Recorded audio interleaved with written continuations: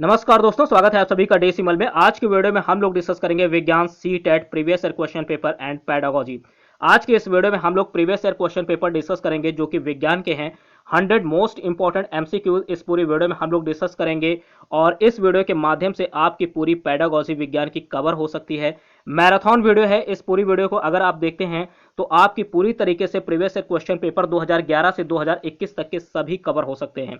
तो वीडियो आप लोग पूरा देखेगा क्योंकि मैराथन वीडियो है। इसी एकमात्र वीडियो से आपके सभी previous year question paper cover हो सकते हैं और साथ ही पेडागोजी भी आपकी कवर हो सकती है। मोस्ट इंपॉर्टेंट 100 एमसीक्यूज है, पूरे 100 क्वेश्चन हैं और साथ ही इस पूरी वीडियो के बाद आप लोगों का जितना भी स्कोर होता है उसे कमेंट बॉक्स में जरूर कमेंट कीजिएगा कि 100 क्वेश्चन में कितने आपके सही हुए। अन्य सभी सब्जेक्ट की जो मैराथन वीडियो है उनका लिंक आपको डिस्क्रिप्शन में मिल जाएगा। ध्यान दीजिएगा, हिंदी का, इंग्लिश का, मैथ्स, सीडीपी, ईवीएस और इंग्लिश, ठीक, इन सभी के जो मैराथन वीडियो हैं उसका लिंक आपको डिस्क्रिप्शन में मिल जाएगा। साथ ही जो अन्य महत्वपूर्ण वीडियोस हैं उनका भी लिंक आपको डिस्क्रिप्शन में होगा। तो उन सभी वीडियोस को आप जरूर वॉच कीजिएगा और अपना सी टेट पे स्कोर इंक्रीज कीजिए, ठीक है। तो चलिए शुरू करते हैं। आज की ये इंपॉर्टेंट वीडियो विज्ञान की है, मैराथन वीडियो है, पूरा देखिएगा। 100 मोस्ट इंपॉर्टेंट एमसीक्यूज हैं। साथ ही अगर आप चैनल पर पहली बार हैं तो चैनल को सब्सक्राइब कर लीजिए और बेल आइकन को प्रेस कर लीजिए। आप लोग अपना सपोर्ट इसी तरीके से बनाए रखिए क्योंकि आप लोगों का सपोर्ट इंपॉर्टेंट है। तो देखिएगा, आज का पहला क्वेश्चन है, नोट कीजिए, विज्ञान का, साइंस का, नोट कीजिए। पहला क्वेश्चन है कि आहार नाल का वह कौन सा भाग है जो यकृत से पित्त रस ग्रहण करके इसे पित्ताशय में संग्रहित करता है। इंपॉर्टेंट क्वेश्चन है, ठीक है। प्रीवियस ईयर क्वेश्चन पेपर से लिया गया है। ये क्वेश्चन इंपॉर्टेंट है और कई बार ये क्वेश्चन पूछा जा चुका है कि आहार नाल का वह कौन सा भाग है जो यकृत से पित्त रस ग्रहण करके इसे पित्ताशय में संग्रहित करता है। ऑप्शन ए है अमाशय, बी है ग्रसिका, सी है अग्नाशय और डी है क्षुद्रांत। तो बताइएगा इस क्वेश्चन का राइट आंसर क्या होगा। इस क्वेश्चन का राइट आंसर नोट कीजिए, सी ऑप्शन होगा अग्नाशय, ठीक है। तो इसको याद कर लीजिएगा कि ये कहां पर संग्रहित करता है, तो इसे पित्ताशय में संग्रहित करता है, मतलब अग्नाशय। आहार नाल का वह कौन सा भाग होगा, अग्नाशय होगा, जो कि यकृत से पित्त रस ग्रहण करता है और इसे पित्ताशय में संग्रहित करता है। तो राइट आंसर अग्नाशय जाएगा। सेकंड क्वेश्चन देखेंगे। सेकंड क्वेश्चन है, निम्नलिखित में से किस पाठ से पहले सामान्य नियम स्पष्ट किए जाते हैं और उसके बाद उदाहरण दिए जाते हैं, ठीक है। तो देखिएगा, ऑप्शन ए है निगमनात्मक पाठ, बी है आगमनात्मक पाठ, सी है कौशल पाठ और डी है संज्ञानात्मक पाठ। तो कौन सा ऐसा पाठ है जिससे पहले क्या करते हैं, सामान्य नियम स्पष्ट किए जाते हैं और उसके बाद उदाहरण दिया जाता है। पहले नियम बताते हैं, बाद में उदाहरण। तो देखिएगा, ये चीज जो होती है ये निगमनात्मक में होती है। किसमें, निगमनात्मक पाठ में पहले नियम बताए जाते हैं फिर उसके बाद उदाहरण दिए जाते हैं। तो इस हिसाब से कौन सा क्वेश्चन इसका राइट आंसर जाएगा, इस क्वेश्चन का ए ऑप्शन जाएगा राइट आंसर, ठीक है। ए ऑप्शन निगमनात्मक पाठ, ठीक। अगला क्वेश्चन देखते हैं। थर्ड क्वेश्चन है, पूरी वीडियो आप लोग देखिएगा, लास्ट तक देखिएगा और जो भी आपका स्कोर होता है उसे आप लोग कमेंट बॉक्स में कमेंट कीजिएगा 100 क्वेश्चन में कितने आपके सही हुए, ठीक है। और साथ ही आप लोग चैनल को सब्सक्राइब करना बिल्कुल मत भूलें इसी तरीके के वीडियोस के लिए, ठीक है। सभी कुछ आपका जितना भी सिलेबस है सी टेट का वो कवर कराया जाएगा हमारे चैनल के द्वारा। तो बस आप लोग चैनल को सब्सक्राइब कर लीजिए, बेल आइकन को प्रेस कर लीजिए, वीडियो को जितना हो सके उतना शेयर कीजिए। अगला क्वेश्चन है थर्ड नंबर कि निम्नलिखित में से पाचन तंत्र के भागों के उस सही समुच्चय को चुनिए जो कोई पाचन कार्य नहीं करते हैं। तो ध्यान दीजिएगा, प्रश्न को ध्यान से पढ़िएगा कि निम्नलिखित में से पाचन तंत्र के भागों के उस सही समुच्चय को चुनना है जो कोई पाचन कार्य नहीं करते हैं, जो कोई पाचन कार्य नहीं करते हैं, इस बात को ध्यान रखिएगा, ठीक। तो यहाँ पर ऑप्शन ए है, देखिएगा, ग्रसिका, ग्रसिका है, बी ग्रसिका बृहदांत्र और मलाशय, बी है ग्रसिका मुख गुहिका और मलाशय, सी ऑप्शन नोट कीजिए कि ग्रसिका है, मुख गुहिका और बृहदांत्र, डी ऑप्शन है क्षुद्रांत, बृहदांत्र और मलाशय। तो कौन सा ऐसा इसमें समुच्चय है कि जो पाचन कार्य नहीं करते हैं। तो थर्ड क्वेश्चन का राइट आंसर होगा बी ऑप्शन। क्या होगा, बी ऑप्शन है ग्रसिका, मुख गुहिका और मलाशय। ग्रसिका, मुख गुहिका और मलाशय ये ऐसे समुच्चय हैं, ठीक है, ये पाचन तंत्र के ऐसे भाग हैं जो कोई भी पाचन कार्य नहीं करते हैं, ठीक है। तो इस क्वेश्चन का राइट आंसर बी ऑप्शन होगा। अगला क्वेश्चन देखते हैं, फोर्थ नंबर। फोर्थ नंबर है कि निम्नलिखित में से 3 धातुओं के ऐसे समूह को चुनना है जो मुक्त अवस्था में पाई जाती है, ठीक है। तो मुक्त अवस्था में पाए जाने वाले जो भी इस समुच्चय हैं, यहाँ पर ये 4 ऑप्शन दिए गए हैं, इनमें से उस ग्रुप को चुनना है, उस समुच्चय को चुनना है जो मुक्त अवस्था में पाई जाती है, ठीक। तो ऑप्शन ए है, नोट कीजिएगा कि सिल्वर गोल्ड प्लेटिनम। ऑप्शन क्या है, सिल्वर गोल्ड प्लेटिनम, बी है एल्यूमिनियम सिल्वर कॉपर, सी है कॉपर गोल्ड आयरन और डी है सिल्वर आयरन और गोल्ड। तो बताइएगा यहाँ पर राइट आंसर क्या होगा, जो मुक्त अवस्था में पाए जाते हैं वो धातु 3 कौन सी है, क्योंकि 3-3 का यहाँ पर देखिएगा सेट है, ध्यान दीजिएगा, सिल्वर गोल्ड 1 2 3, ये 1 2 3 1 2 3, तो यहाँ पर 3-3 के ही हैं। तो इन 3-3 में आपको बताना है कि वो 3 धातुओं का समूह कौन सा है जो मुक्त अवस्था में पाए जाते हैं। राइट आंसर नोट कीजिए, फोर्थ का राइट आंसर होगा ए ऑप्शन, ठीक है, silver gold platinum, silver gold platinum, ठीक, ये ऐसी धातुएं हैं जो मुक्त अवस्था में पाई जाती हैं, ठीक, ए ऑप्शन राइट आंसर होगा। अगला क्वेश्चन देखते हैं। चैनल को सब्सक्राइब करना बिल्कुल मत भूलिएगा, अगर आपको वीडियो पसंद आती है तो लाइक भी जरूर कीजिए, ठीक। फिफ्थ नंबर क्वेश्चन है कि उर्वरकों में उपलब्ध फसलों के लिए पोषक है, ठीक है, उर्वरकों में उपलब्ध फसलों के लिए पोषक है, कौन कौन से हैं पोषक? ऑप्शन ए है नाइट्रोजन, बी है पोटेशियम और सी है ऑप्शन ए में है नाइट्रोजन, पोटेशियम और आयरन, फिर बी ऑप्शन है नाइट्रोजन, फास्फोरस और आयरन, सी है नाइट्रोजन, फास्फोरस और पोटेशियम, और डी है नाइट्रोजन, सोडियम और पोटेशियम। तो यहाँ पर बताइएगा कि उर्वरकों में उपलब्ध फसलों के लिए पोषक कौन होंगे, ठीक। तो फिफ्थ का राइट आंसर क्या होगा? सी ऑप्शन होगा। नोट कीजिएगा कि नाइट्रोजन, फास्फोरस और पोटेशियम, नाइट्रोजन, फास्फोरस और जो पोटेशियम होता है ये उर्वरकों में उपलब्ध फसलों के लिए पोषक है, उर्वरकों में उपलब्ध फसलों के लिए पोषक है, ठीक। सी ऑप्शन इसका राइट आंसर होगा, ठीक। अगला क्वेश्चन देखते हैं, 6 नंबर है कि मानव की आहार नाल के विभिन्न भागों के सही क्रम का चयन कीजिए। तो नोट कीजिएगा, इसको क्वेश्चन को ध्यान से देखिएगा कि आहार नाल के विभिन्न भागों के सही क्रम का चयन करना है। तो आहार नाल पर विशेष ध्यान रखिएगा, जब आप अपना नोट्स मेंटेन कर रहे होंगे तो वहां पर इसे हाईलाइट करिएगा कि आहार नाल के विभिन्न भागों के सही क्रम है, ठीक है। तो यहाँ पर पहले देखते हैं ऑप्शन क्या क्या दिए हैं। ऑप्शन ए में है, देखिए इनके सही क्रम का मतलब क्या है कि पहले मुख, फिर ग्रसिका, आमाशय, बृहदांत्र और क्षुद्रांत, ए ऑप्शन। फिर मुख, ग्रसिका, आमाशय, क्षुद्रांत, बृहदांत्र, सी ऑप्शन है मुख, आमाशय, ग्रसिका, क्षुद्रांत, बृहदांत्र, और डी ऑप्शन है मुख, आमाशय, ग्रसिका, बृहदांत्र और क्षुद्रांत। तो बताइएगा इसमें से कौन सा ऐसा जो समूह है जिसमें विभिन्न भागों के सही क्रम मतलब कि एक क्रम से लगे हुए हैं, ठीक है। तो 6 का राइट आंसर नोट कीजिए, बी ऑप्शन होगा। क्या होगा? बी ऑप्शन इसका राइट आंसर होगा। देखिएगा इसका जो सही क्रम है वो क्या है? मुख, फिर ग्रसिका, आमाशय, क्षुद्रांत और बृहदांत्र, ठीक। मुख, ग्रसिका, आमाशय, क्षुद्रांत, बृहदांत्र। तो ये इसका राइट आंसर होगा बी ऑप्शन 6 का, आहार नाल के विभिन्न भागों के सही क्रम का चयन, ठीक। अगला क्वेश्चन देखते हैं, 7 नंबर है कि व्यायाम के पश्चात कभी कभी हमारी मांसपेशियों में कैंप आते हैं, यानी खिंचाव उत्पन्न हो जाते हैं। इसका कारण क्या होता है? जब भी कभी एक्सरसाइज करते हैं, ठीक है, व्यायाम करते हैं, तो उसके बाद क्या होता है कि हमारी मांसपेशियों में कुछ खिंचाव उत्पन्न हो जाता है। तो इसका आपको कारण बताना है। यहाँ पर 4 ऑप्शन दिए, इनमें से सही कारण आपको सेलेक्ट करना है। ऑप्शन ए है ग्लूकोज का पाइरूवेट में परिवर्तित नहीं होना, नोट कीजिएगा। और फिर कह रहे हैं पाइरूवेट का अल्कोहल में परिवर्तित होना। सी ऑप्शन दे रहे हैं कि पाइरूवेट का लैक्टिक अम्ल में परिवर्तित होना। और डी ऑप्शन है कि ग्लूकोज का लैक्टिक अम्ल में परिवर्तित नहीं होना। तो यहाँ पर इन चारों ऑप्शन में से कौन सा ऐसा ऑप्शन होगा जो राइट आंसर होगा कि व्यायाम के पश्चात जब भी हमारी मांसपेशियों में खिंचाव होता है तो उसका कारण क्या होता है? तो देखिए इसका कारण यह होता है कि ग्लूकोज जो होता है, ठीक है, ग्लूकोज का लैक्टिक अम्ल में परिवर्तन नहीं होता है। जब ग्लूकोज लैक्टिक अम्ल में परिवर्तित नहीं होती है तो इसी कारण से जब कभी भी व्यायाम करते हैं, एक्सरसाइज करते हैं, ठीक है, तो उसके बाद क्या होता है, हमारी मांसपेशियों में खिंचाव उत्पन्न हो जाता है, ठीक। तो इस क्वेश्चन का राइट आंसर क्या होगा? डी ऑप्शन होगा, डी। अगला क्वेश्चन देखते हैं, 8 नंबर। यदि आपसे किसी भली भांति प्रकाशित पेंटिंग के प्रतिबिंब को दीवार पर प्रक्षेपित करने के लिए कहा जाए तो आप इस उद्देश्य के लिए निम्नलिखित प्रकाशीय युक्तियों में से किसे चुनेंगे? तो ध्यान दीजिएगा, यहाँ पर 4 प्रकाशीय युक्तियां दी हैं, ठीक, 4 प्रकाशीय युक्तियां दी हैं, उनमें से आपको चुनना है। क्वेश्चन को फिर से देखिएगा कि आपसे किसी भी भली भांति प्रकाशित पेंटिंग के प्रतिबिंब को दीवार पर प्रक्षेपित करना है, ठीक, दीवार पर प्रक्षेपित करना है। तो यहाँ पर कौन सी प्रकाशीय युक्ति होगी जो ज्यादा इसमें जो है इस उद्देश्य के लिए प्रयुक्त होगी? तो ऑप्शन ए है उत्तल दर्पण, बी है समतल दर्पण, सी है अवतल लेंस और डी है उत्तल लेंस। तो यहाँ पर कौन सी प्रकाशीय युक्ति आप चुनेंगे? तो 8th क्वेश्चन का राइट आंसर होगा उत्तल लेंस। क्या होगा? उत्तल लेंस आप चुनेंगे, डी ऑप्शन इसका राइट आंसर होगा, ठीक। अगला क्वेश्चन 9th नंबर है कि सितार बजाने से पूर्व कोई सितार वादक सदैव ही सितार की डोरी के तनाव को समायोजित करता है, ठीक है। डोरी के देखा होगा आप लोगों ने कि जो डोरी लगी होती है सितार में, उसकी डोरियों को क्या करता है, उसके तनाव को समायोजित करता है और उसे उचित प्रकार से झंकृत करने का प्रयास करता है, ठीक। तो ऐसा करके सितार वादक क्या समायोजित करता है आपको बताना है। ऑप्शन ए है सितार की डोरी का तारत्व, बी है कंपन का आयाम, सी है ध्वनि की तीव्रता और डी है सितार की डोरी द्वारा ध्वनि की प्रबलता, ठीक है। तो किसको वो समायोजित करने का प्रयास करता है सितार वादक?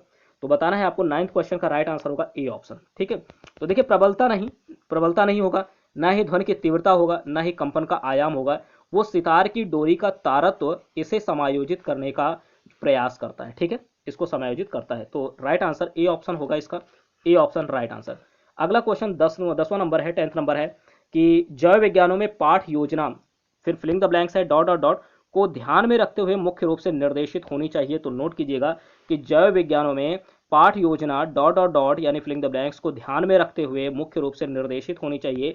आपको इस फिलिंग द ब्लैंक्स में जो उचित ऑप्शन है, ठीक है, जो राइट आंसर होगा वो यहाँ पर फिल करना है।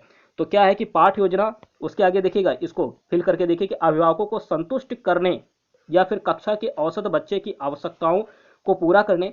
सी है पाठ्यचर्या के लक्ष्यों और अधिगम परिणामों, और डी है बच्चों की कार्य उपलब्धि कराने। ठीक है, बच्चों को कार्य उपलब्ध कराने। तो इनमें से कौन सा ऑप्शन है जो राइट आंसर होगा 10वें का, 10th नंबर का? इसका राइट आंसर नोट कीजिए, सी ऑप्शन। क्या होगा? सी ऑप्शन, पाठ्यचर्या के लक्ष्यों और अधिगम परिणामों को ध्यान में रखते हुए मुख्य रूप से निर्देशित होनी चाहिए। ठीक है, तो ये होगा इसका राइट आंसर, सी ऑप्शन। अगला क्वेश्चन 11th नंबर, पूरे 100 मोस्ट इंपॉर्टेंट एमसीक्यूज हैं। ठीक है, और आपके 2011 से 2021 तक के सभी क्वेश्चन इसमें लिए गए हैं। ठीक, तो इस वीडियो को देखने के बाद आपका जो है काफ़ी अच्छा स्कोर हो सकता है। तो वीडियो आप लोग कम से कम 1 से 2 बार इसे तो पूरा देख डालिए। ठीक है, एक बार में नहीं तो 2 बार में इसको देखिए, और कम से कम इसको 2 बार तो देखिए ही देखिए। ठीक है, पूरी वीडियो 2 बार। ठीक, इस 100 क्वेश्चन को पूरा आप 2 बार देख डालिए, तो इससे आपका एक भी क्वेश्चन जो होगा वो प्रैक्टिस में छूटेगा नहीं। ठीक है, तो सभी क्वेश्चन को कम से कम आप लोग 2 बार जरूर वॉच कीजिएगा। तो देखिए 11वां नंबर है कि शिक्षण के प्रोजेक्ट पद्धति डॉट डॉट डॉट के दर्शन के साथ सर्वश्रेष्ठ रूप से संबंधित है।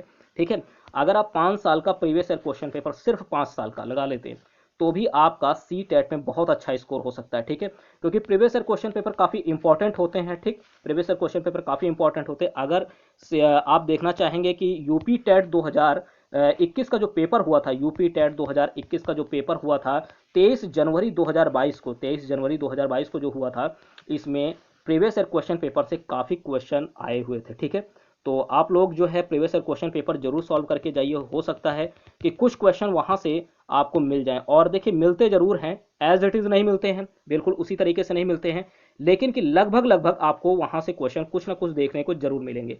तो प्रीवियस ईयर क्वेश्चन पेपर देखने से एक आपको ये भी अंदाजा हो जाता है कि इस तरीके के क्वेश्चन सी टेट में पूछे जाएंगे आपको साइंस में। ठीक है, तो जरूर सॉल्व कीजिएगा। 5 साल के तो मैं सजेस्ट करूंगा कि जरूर आप करें। ठीक है, बाकी आपकी जो इच्छा हो। ठीक, तो देखिएगा 11th नंबर हम लोग क्वेश्चन कर रहे हैं कि शिक्षण की प्रोजेक्ट पद्धति डॉट डॉट डॉट के दर्शन के साथ सर्वश्रेष्ठ रूप से संबंधित है। ऑप्शन ए है जॉन डीवी, बी है मैक्स रैफ्ट्री, सी है रॉबर्ट हंचिस, और डी है बीएफ स्किनर। तो बताइएगा 11th में यहाँ पर फिलिंग द ब्लैंक्स पे क्या भरा जाएगा 11th में? इसका राइट आंसर ए ऑप्शन होगा। ठीक है, तो ये शिक्षण की जो प्रोजेक्ट पद्धति है ये जॉन डीवी के दर्शन के साथ सर्वश्रेष्ठ रूप से संबंधित है। ए ऑप्शन इसका 11th का राइट आंसर होगा, जॉन डीवी। ठीक, अगला क्वेश्चन 12th नंबर। ठीक, सीडीपी का मैराथन, सीडीपी का जो मैराथन वीडियो है इसका लिंक डिस्क्रिप्शन में होगा, जरूर पढ़िएगा। ठीक है, क्योंकि सीडीपी मैराथन अगर आप देख लेते हैं तो काफ़ी क्वेश्चन आपके सीडीपी के कवर हो जाएंगे, और सीडीपी के काफ़ी प्रैक्टिस सेट हैं। ठीक है, तो जरूर वॉच कीजिएगा उन्हें लिंक के माध्यम से। 12वां नंबर है कि विज्ञान की कक्षा में निम्नलिखित गतिविधियों में से किसका सबसे कम शैक्षिक मूल्य है? किसका सबसे कम शैक्षिक मूल्य है? ठीक है, ऑप्शन ए है मॉडल का निर्माण करना, बी है सरल प्रयोग के बारे में पढ़ना, सी है डिजाइन बनाना, और डी है वैज्ञानिक सिद्धांत की चर्चा करना। तो किसका सबसे कम शैक्षिक मूल्य है? नोट कीजिएगा क्वेश्चन कि विज्ञान की कक्षा में निम्नलिखित गतिविधियों में किसका सबसे कम शैक्षिक मूल्य है। ठीक है, तो और इस क्वेश्चन का राइट आंसर होगा 12 का सी ऑप्शन, डिजाइन बनाना। इस डिजाइन बनाने का जो कार्य है इसका सबसे कम शैक्षिक मूल्य है, सी ऑप्शन राइट आंसर होगा। अगला क्वेश्चन, तो 13 नंबर देखेंगे, नीचे दिए गए कौन से पद किसी पुष्प के मादा भाग को संगठित करते हैं?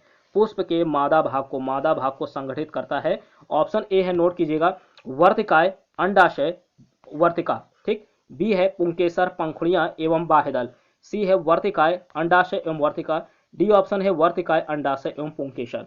तो देखिएगा इसमें कौन सा ऐसा जो पद है, ठीक है, जो किसी पुष्प के मादा भाग को संगठित करता है? तो 13 का राइट आंसर नोट कीजिए, बी ऑप्शन होगा। ठीक है, पुंकेसर, पंखुड़ियां एवं बाह्यदल, पुंकेसर, पंखुड़ियां एवं बाह्यदल, बी ऑप्शन राइट आंसर होगा। अगला क्वेश्चन है, देखिएगा यहाँ पर क्वेश्चन से पहले इससे संबंधित एक नोट भी दिया है कि जो यहाँ पर बात कर रहे हैं कि ये पौधे क्या होते हैं? पौधों के जयांग होते हैं, पौधों के जयांग में पाए जाते हैं।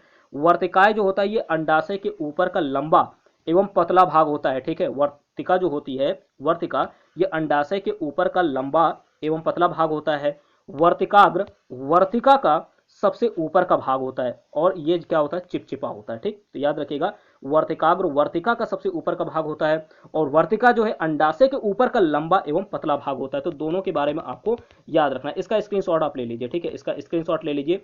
तो आगे बढ़ते हैं, अगला क्वेश्चन है, नोट कीजिए। 14 नंबर है कि निम्नलिखित में से कौन सा उच्च प्राथमिक स्तर पर विज्ञान शिक्षण का उद्देश्य नहीं है। नोट कीजिएगा, यहाँ पर ध्यान देने वाली बात है कि जो नहीं है वो आपको राइट आंसर के रूप में सेलेक्ट करना है। ठीक है, कौन सा ऐसा ऑप्शन है इनमें से जो उच्च प्राथमिक स्तर पर, देखिए उच्च प्राथमिक स्तर मतलब आपका 6 to 8, ठीक, 6, 7, 8, ये उच्च प्राथमिक स्तर पर विज्ञान शिक्षण का उद्देश्य नहीं है। यानी तीन यहाँ पर जो चार ऑप्शन हैं, इन चार में आपके तीन जो हैं वो आपके उद्देश्य होंगे। कोई एक ऐसा है जो उद्देश्य नहीं है, वही आपको राइट आंसर के रूप में सेलेक्ट करना है। ऑप्शन ए है, देखिएगा इसको जरूर ध्यान रखिएगा, जो नहीं है वही करना है। ठीक, ऑप्शन ए है प्रक्रमण कौशल अर्जित करना, बी है वैज्ञानिक साक्षरता अर्जित करना, सी है प्रश्न पूछने और जांच पड़ताल कौशल का विकास करना और डी है तकनीकी कौशल अर्जित करना। ठीक है, तो उच्च प्राथमिक स्तर की बात कर रहे हैं, यानी 6 to 8 की बात कर रहे हैं, 6, 7, 8 के बच्चे हैं। तो इनमें से कौन सा है जो विज्ञान शिक्षण का उद्देश्य नहीं है। तो 14 नंबर का राइट आंसर क्या होगा, डी ऑप्शन होगा। देखिएगा इसका क्या है राइट आंसर, डी ऑप्शन होगा कि प्रक्रमण कौशल तो अर्जित करना होता ही है, इसका उद्देश्य वैज्ञानिक साक्षरता अर्जित करना होता है, प्रश्न पूछने एवं जांच पड़ताल कौशल का विकास करना ये भी एक उद्देश्य है, लेकिन कौन सा ऐसा उद्देश्य नहीं, ये आपका तकनीकी कौशल अर्जित करना। तो देखिए यहाँ पर जो राइट आंसर होगा वो डी ऑप्शन होगा, क्योंकि जो नहीं है वही आपको सेलेक्ट करना था। तो तकनीकी कौशल अर्जित करना ये उच्च प्राथमिक स्तर पर विज्ञान शिक्षण का उद्देश्य नहीं होगा, डी ऑप्शन राइट आंसर होगा। ठीक, बाकी ये जो तीन है ना, ठीक, इनको आप लोग अपने नोट्स में लिख लीजिए कि उच्च प्राथमिक स्तर पर विज्ञान शिक्षण का उद्देश्य क्या क्या होगा।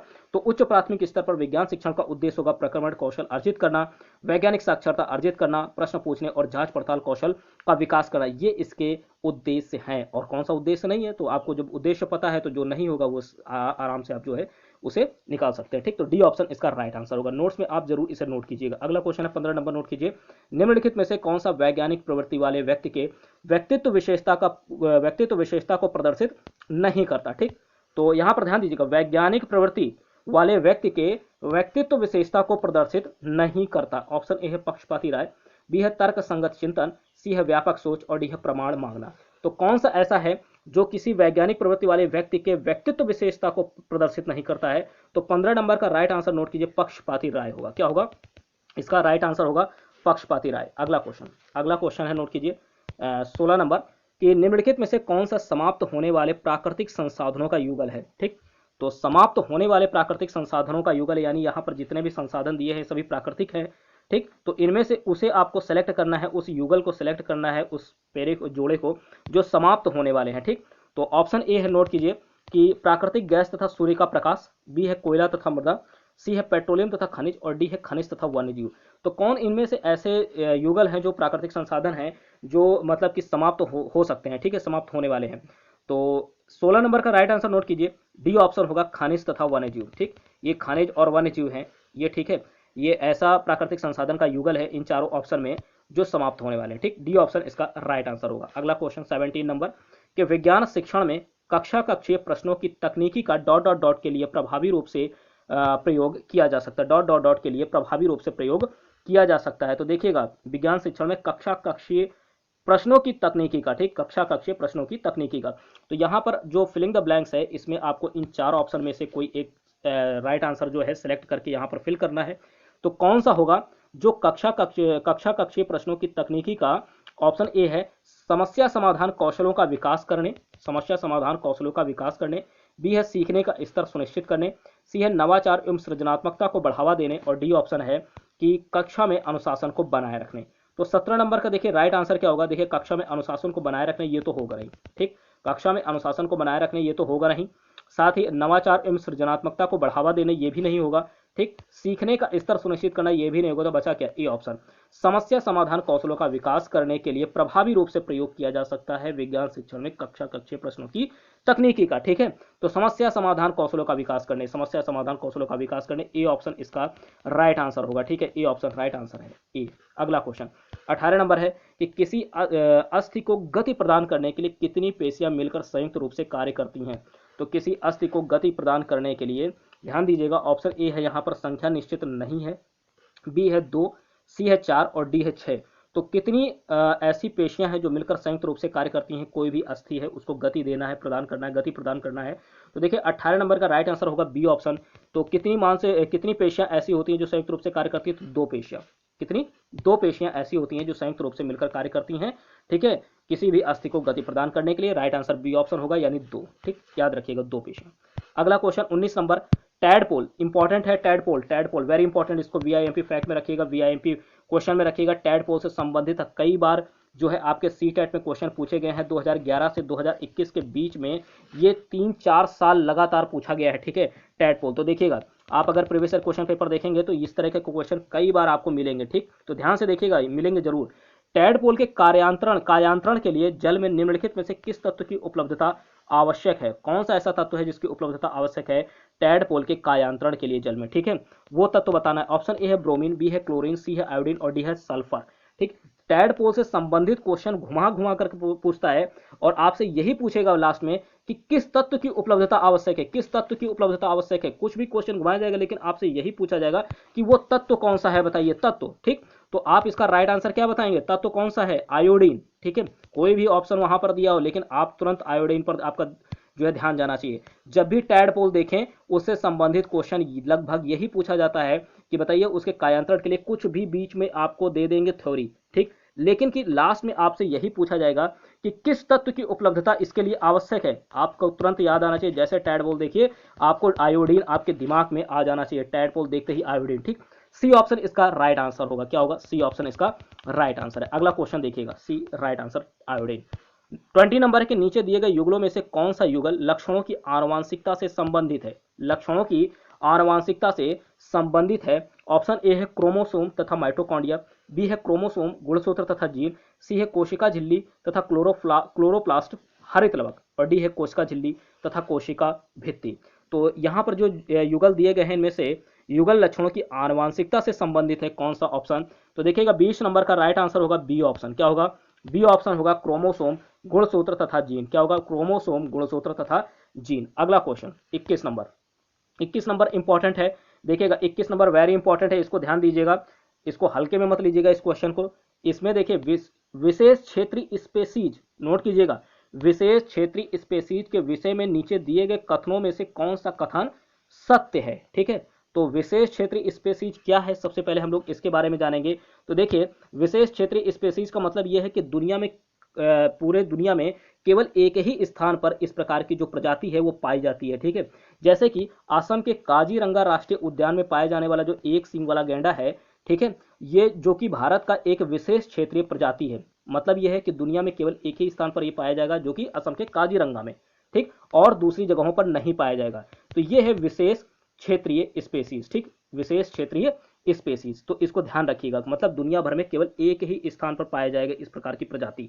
तो यहाँ पर ऑप्शन ए है।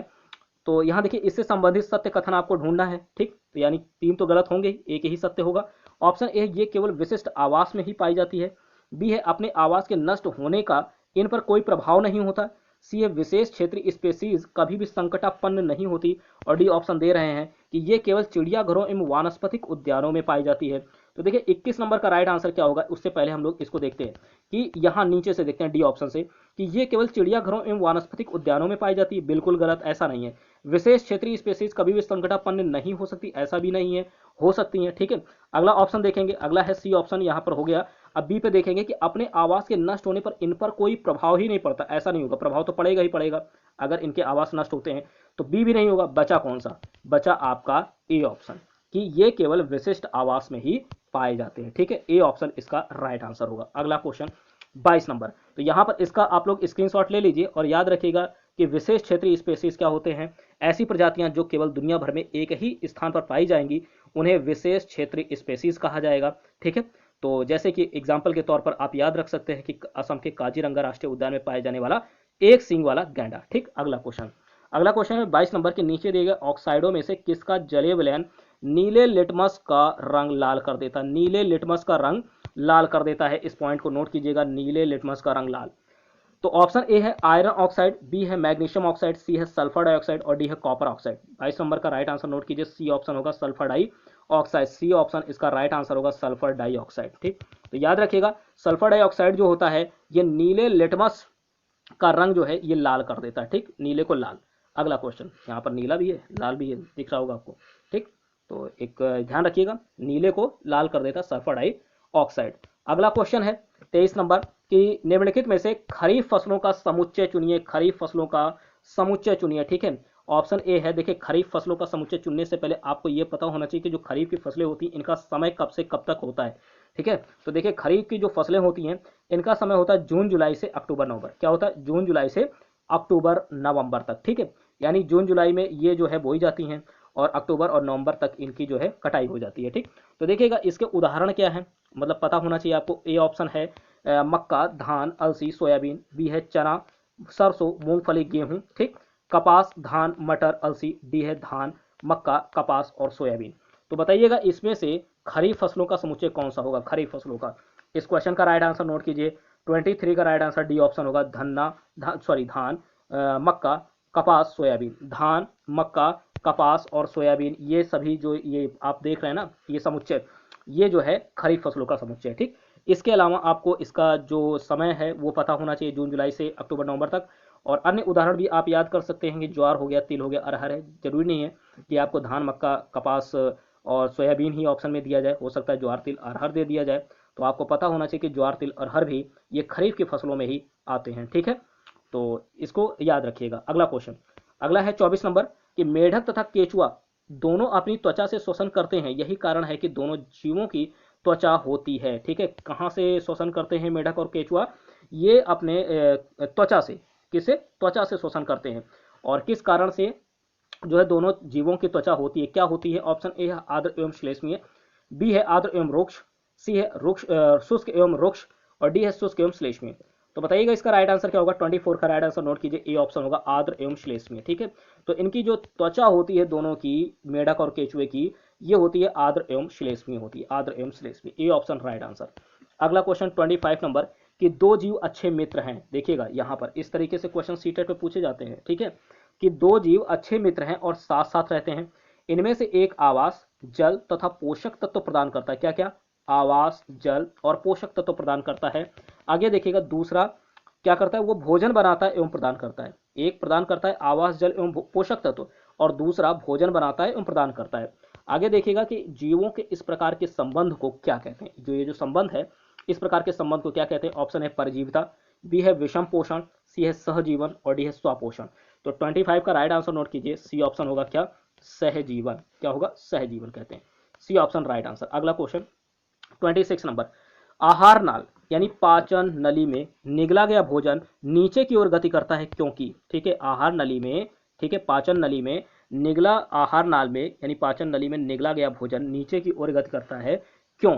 तो ऑप्शन ए है भोजन के साथ लिया गया तरल पदार्थ प्रवाहित होता है, बी है ग्रास नली यानी ग्रासिका की भित्ति की पेशियां संकुचन करती हैं, सी है हष्टपुष्ट जीभ भोजन को नीचे जाने के लिए बल प्रदान करती, और डी है गुरुत्वीय बल लगता है। तो किस कारण से जो निगला गया भोजन होता है वो नीचे की ओर गति करता है, ठीक है।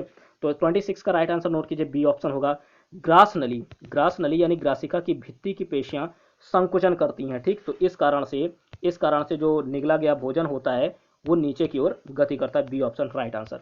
अगला क्वेश्चन 27 नंबर कि उस समुच्चय का चयन कीजिए जो किसी आवास के केवल जैविक अवयवों का निरूपण करता है। किसका? केवल जैविक अवयवों का, केवल जैविक अवयवों का निरूपण करता है। तो देखिएगा ऑप्शन ए है कीट, मेढक, मछली और जलीय पादप, बी है बाघ, हिरण, घास, मृदा, सी है बालू, ठीक, कछुआ, केकड़ा, चट्टाने, और डी ऑप्शन दे रहे हैं कि कीट, जल, जलीय पादप और मछली। तो इनमें से केवल जैविक अवयवों का जो निरूपण करता है उसी समुच्चय को आपको चयन करना है, ठीक है। तो देखिए इस क्वेश्चन का राइट आंसर क्या होगा। इस क्वेश्चन का राइट आंसर होगा, नोट कीजिए, इस क्वेश्चन का राइट आंसर होगा 27 का ए ऑप्शन। क्या होगा? ए ऑप्शन इसका राइट आंसर होगा कि कीट, मेढक, मछली और जलीय पादप। कीट, मेढक, मछली और जलीय पादप ये केवल जैविक अवयवों का क्या होगा? समुच्चय है। अगला क्वेश्चन 27 नंबर, 27 का राइट आंसर ए ऑप्शन होगा, ठीक है। 27 का राइट आंसर ए ऑप्शन होगा। 28 नंबर हम लोग देखेंगे आगे। अमीबा के पादाब किसमें सहायता करते हैं? अमीबा के पादाब किसमें सहायता करते हैं? ऑप्शन ए है केवल भोजन पकड़ने में, बी है केवल भोजन का आभास कराने में, सी है केवल गति देने में, और डी है गति एवं भोजन पकड़ने में। तो किसके लिए इनके पादाब जो होते हैं सहायता करते हैं? 28 का राइट आंसर होगा डी ऑप्शन। गति देने एवं भोजन पकड़ने में, किसमें, गति देने एवं भोजन पकड़ने दोनों में इसकी सहायता करते हैं। तो डी ऑप्शन इसका राइट आंसर होगा। अगला क्वेश्चन देखते हैं 29 नंबर कि मानव नेत्र के रेटिना पर बने किसी वस्तु के प्रतिबिंब पर प्रभाव रेटिना पर लगभग कितने समय तक बना रहता है। ठीक है, तो मानव नेत्र के रेटिना पर बने किसी वस्तु के प्रतिबिंब पर प्रभाव, ठीक है, प्रतिबिंब का प्रभाव होगा, यहाँ पर प्रतिबिंब का प्रभाव लगाइएगा, प्रतिबिंब का प्रभाव रेटिना पर लगभग कितने समय तक बना रहता है। तो ऑप्शन ए है 1/20 सेकंड, बी है 1/25 सेकंड, सी है 1/15 सेकंड और डी है 1/30 सेकंड। तो कितने समय तक प्रभाव बना रहता है, इसका राइट आंसर होगा सी ऑप्शन, 1/15 सेकंड तक प्रभाव बना रहता है। ठीक, तो राइट आंसर सी ऑप्शन होगा। अगला क्वेश्चन 30 नंबर, वेरी इंपॉर्टेंट, यहाँ पर ध्यान दीजिएगा, ये 29 नंबर भी इंपॉर्टेंट है। ठीक, वेरी इंपॉर्टेंट है, 29 नंबर भी इंपॉर्टेंट है कि कितने समय तक जो है रेटिना पर प्रभाव बना रहता है उस प्रतिबिंब का, तो 1/15 सेकंड तक। और 30 नंबर क्वेश्चन भी काफ़ी ज़्यादा इंपॉर्टेंट है, 30 नंबर भी काफ़ी ज़्यादा इंपॉर्टेंट है, इसको इंपॉर्टेंट में टिक रखिएगा। क्वेश्चन है कि चिकित्सा क्षेत्र में समस्याओं के अनुसंधान के लिए उपयोग किए जाने वाले पराश्रव्य ध्वनि उपकरण के कार्य करने की आवृत्ति कितनी होती है। तो ऑप्शन ए है 20,000 हर्ट्ज से अधिक, बी है 20 हर्ट्ज से कम, सी है 2000 हर्ट्ज से 20,000 हर्ट्ज के बीच और डी ऑप्शन दे रहे हैं, नोट कीजिएगा, 20 हर्ट्ज से 2 लाख हर्ट्ज के बीच। तो बताइएगा इनमें से राइट आंसर क्या होगा। 30 का राइट आंसर नोट कीजिए, ए ऑप्शन होगा, 20,000 हर्ट्ज से अधिक होगा। ठीक है, कितना होगा, 20,000 हर्ट्ज से अधिक। तो ध्यान दीजिएगा कि चिकित्सा के क्षेत्र में समस्याओं के अनुसंधान के लिए उपयोग किए जाने वाले पराश्रव्य ध्वनि उपकरणों के कार्य करने की आवृत्ति होती है 20,000 हर्ट्ज से अधिक। ठीक, ए ऑप्शन राइट आंसर। अगला क्वेश्चन 31 नंबर है कि हस्त सिद्ध क्रियाकलाप और परियोजनाएं विज्ञान सीखने के अभिन्न अंग हैं, इन अधिगम अनुभवों का मुख्य उद्देश्य क्या है। ऑप्शन ए है कि छात्रों को हर समय व्यस्त रखना, बी है प्रयोगशाला में अनुशासन बनाए रखना, सी है प्रायोगिक कौशलों पर छात्रों का मूल्यांकन और डी है विस्तारित अधिगम के लिए छात्रों को अवसर प्रदान करना। तो बताइएगा इनमें से कौन सा जो है अनुभव इसका मुख्य उद्देश्य होगा। 31 का राइट आंसर नोट कीजिए, डी ऑप्शन, विस्तारित अधिगम के लिए छात्रों को अवसर प्रदान करना। ठीक, अगला क्वेश्चन 32 नंबर कि निम्नलिखित में से कौन सा अंतःस्रावी ग्रंथि शर्करा यानी मधुमेह को नियंत्रित करने वाले हार्मोन को स्रावित करती हैं। ठीक है, शर्करा यानी मधुमेह को नियंत्रित करने वाले हार्मोन को स्रावित करती हैं। ऑप्शन ए है अग्नाशय, बी है थायराइड, सी है एड्रेनल और डी है पीयूष। 32 का राइट आंसर नोट कीजिए, अग्नाशय होगा। क्या होगा, ए ऑप्शन राइट आंसर होगा, अग्नाशय। तो कौन सी ऐसी अंतःस्रावी ग्रंथि है, निम्नलिखित में से कौन सी ऐसी अंतःस्रावी ग्रंथि है जो शर्करा यानी मधुमेह को नियंत्रित करने वाले हार्मोन को स्रावित करती है। तो वो है अग्नाशय। ठीक है, अग्नाशय क्या करती है, वो मधुमेह को नियंत्रित करने वाले हार्मोन को स्रावित करती है। ए ऑप्शन इसका राइट आंसर होगा 32 का। अगला क्वेश्चन 33 नंबर कि उच्च प्राथमिक स्तर पर विज्ञान पाठ्यचर्या की संज्ञानात्मक वैधता का अर्थ यह है कि क्या। ऑप्शन ए है, नोट कीजिएगा, संज्ञानात्मक वैधता का अर्थ आपको यहां पर बताना है। इन चार ऑप्शन में से कौन सा राइट आंसर होगा संज्ञानात्मक वैधता। ठीक, ऑप्शन ए है कि उसे शिक्षण में समुचित शिक्षण शास्त्रीय प्रक्रियाओं का प्रयोग करना चाहिए, बी है उसे बच्चे को इस योग्य बनाना चाहिए कि वे विज्ञान को एक सामाजिक उद्यम के रूप में ले, उसे आयु के अनुरूप होना चाहिए और उसे आयु के अनुरूप नहीं होना चाहिए, डी ऑप्शन दे।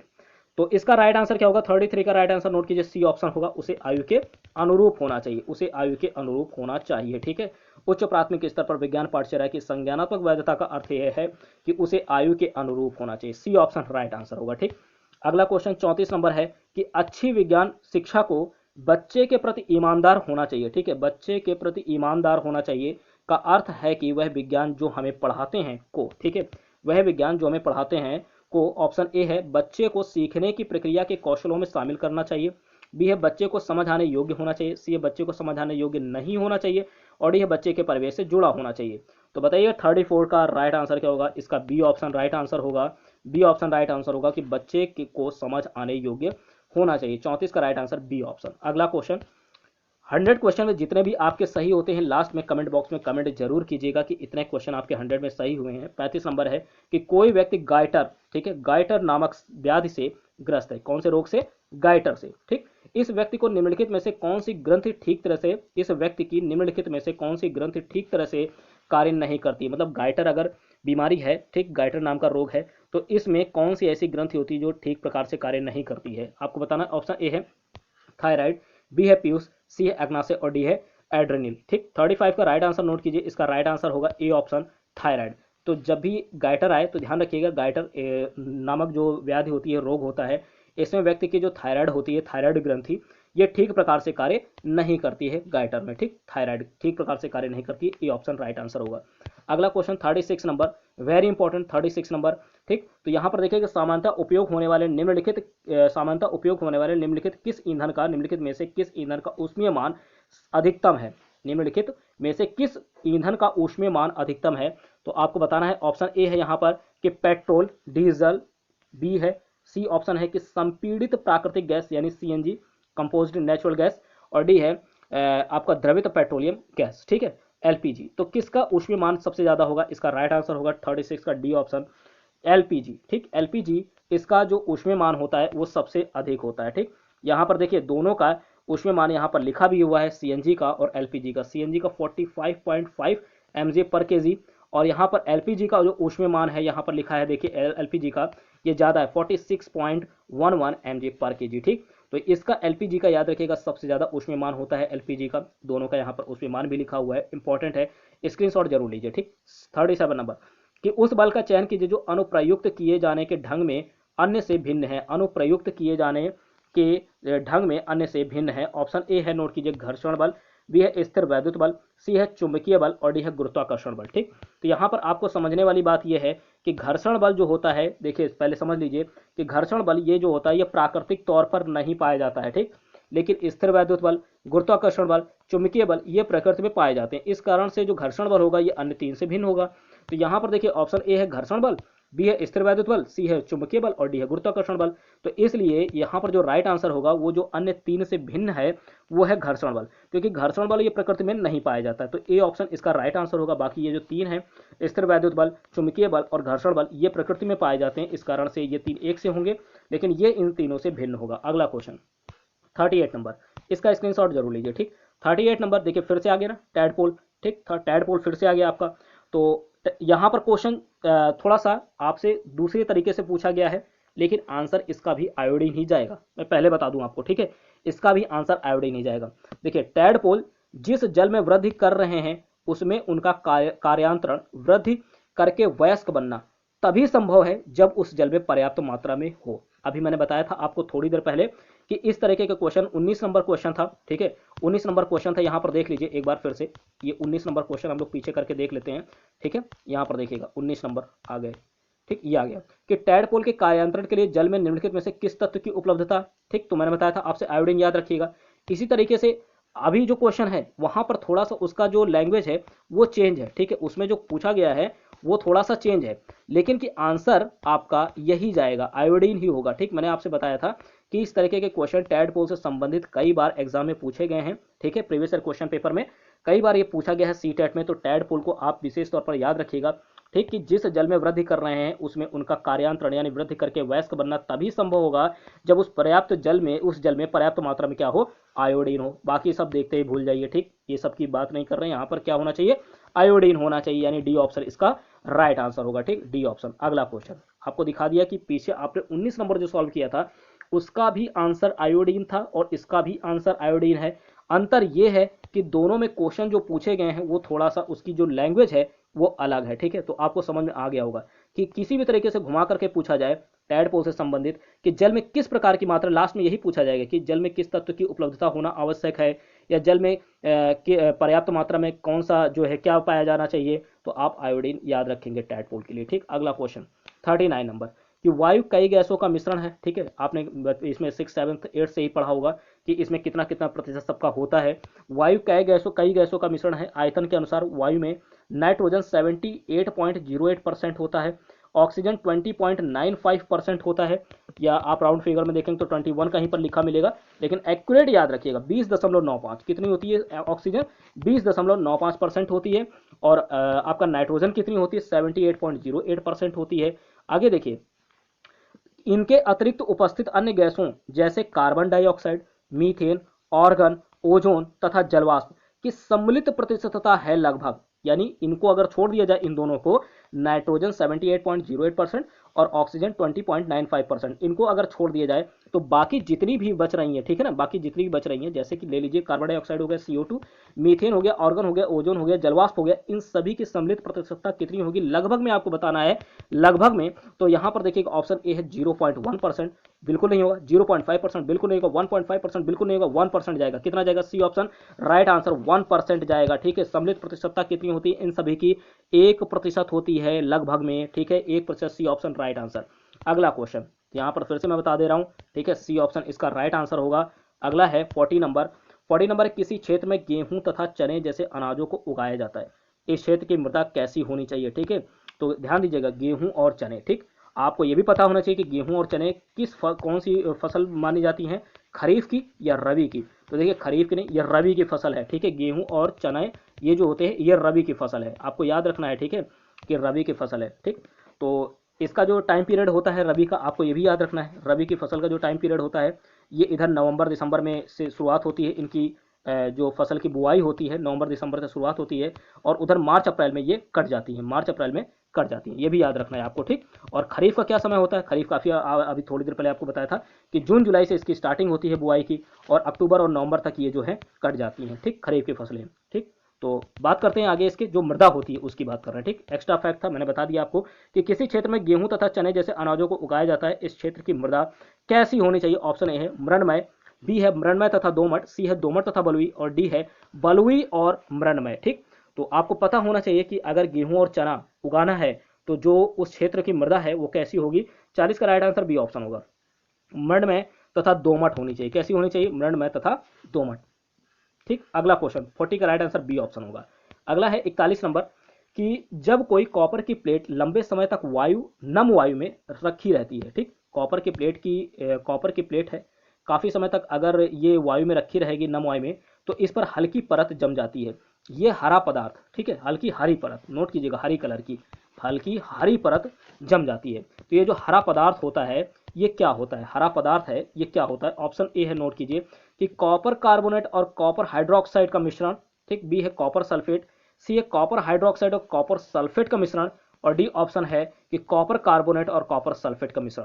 तो ये जो कॉपर की प्लेट है काफी समय तक नम वायु में पड़ी रही, तो उस कारण से उस पर हल्का हरे रंग का कोई पदार्थ जम गया, तो वो हरा पदार्थ क्या होता है आपको बताना है। 41 का right answer A option, note कीजिए, ए ऑप्शन इसका होगा राइट आंसर, कि कॉपर कार्बोनेट और कॉपर हाइड्रोक्साइड का मिश्रण। नोट कीजिए, कॉपर कार्बोनेट और कॉपर हाइड्रोक्साइड का मिश्रण होता है ये जो हरा पदार्थ आप देखते हैं। ठीक है, अगला क्वेश्चन ईंधन के ऊष्मीय मान को सामान्यतः नीचे दिए गए किस मात्रक में व्यक्त किया जाता है? यहाँ पर बात कर रहे हैं कि ईंधन के ऊष्मीय मान की। ठीक है, इसको सामान्यतः नीचे दिए गए किस मात्रक में व्यक्त किया जाता है, आपको मात्रक बताना है ईंधन के ऊष्मीय मान की। ऑप्शन ए है जूल, बी है किलो जूल प्रति किलोग्राम। ठीक, अब देखिए कहीं कहीं प्रति नहीं लगा होगा तो ऐसे लगा होगा। ठीक, तो देखिए आगे क्या है कि किलो कैलोरी प्रति किलोग्राम, और डी है कैलोरी प्रति ग्राम। तो इनमें से कौन सा राइट आंसर होगा ईंधन के ऊष्मीय मान का जो मात्रक है? 42 का राइट आंसर नोट कीजिए, बी ऑप्शन होगा किलो जूल प्रति किलोग्राम। क्या होगा इसका राइट आंसर?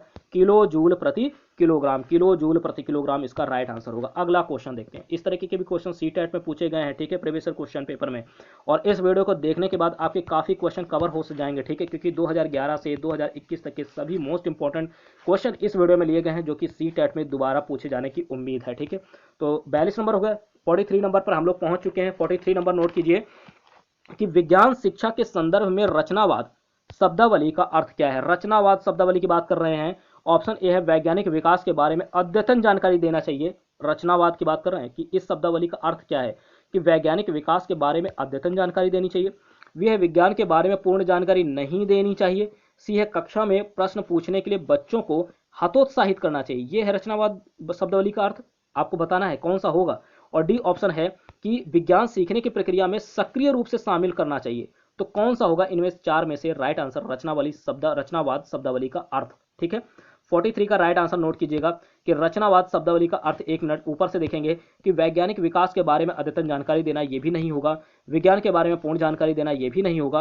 कक्षा में प्रश्न पूछने के लिए, नोट कीजिए, कक्षा में प्रश्न पूछने के लिए बच्चों को हतोत्साहित करना, ये भी नहीं होगा रचनावाद शब्दावली का अर्थ। रचनावाद शब्दावली का अर्थ क्या है? डी ऑप्शन जाएगा जब ऊपर के 3 कट गए कि विज्ञान सीखने की प्रक्रिया में सक्रिय रूप से शामिल करना चाहिए। विज्ञान सीखने की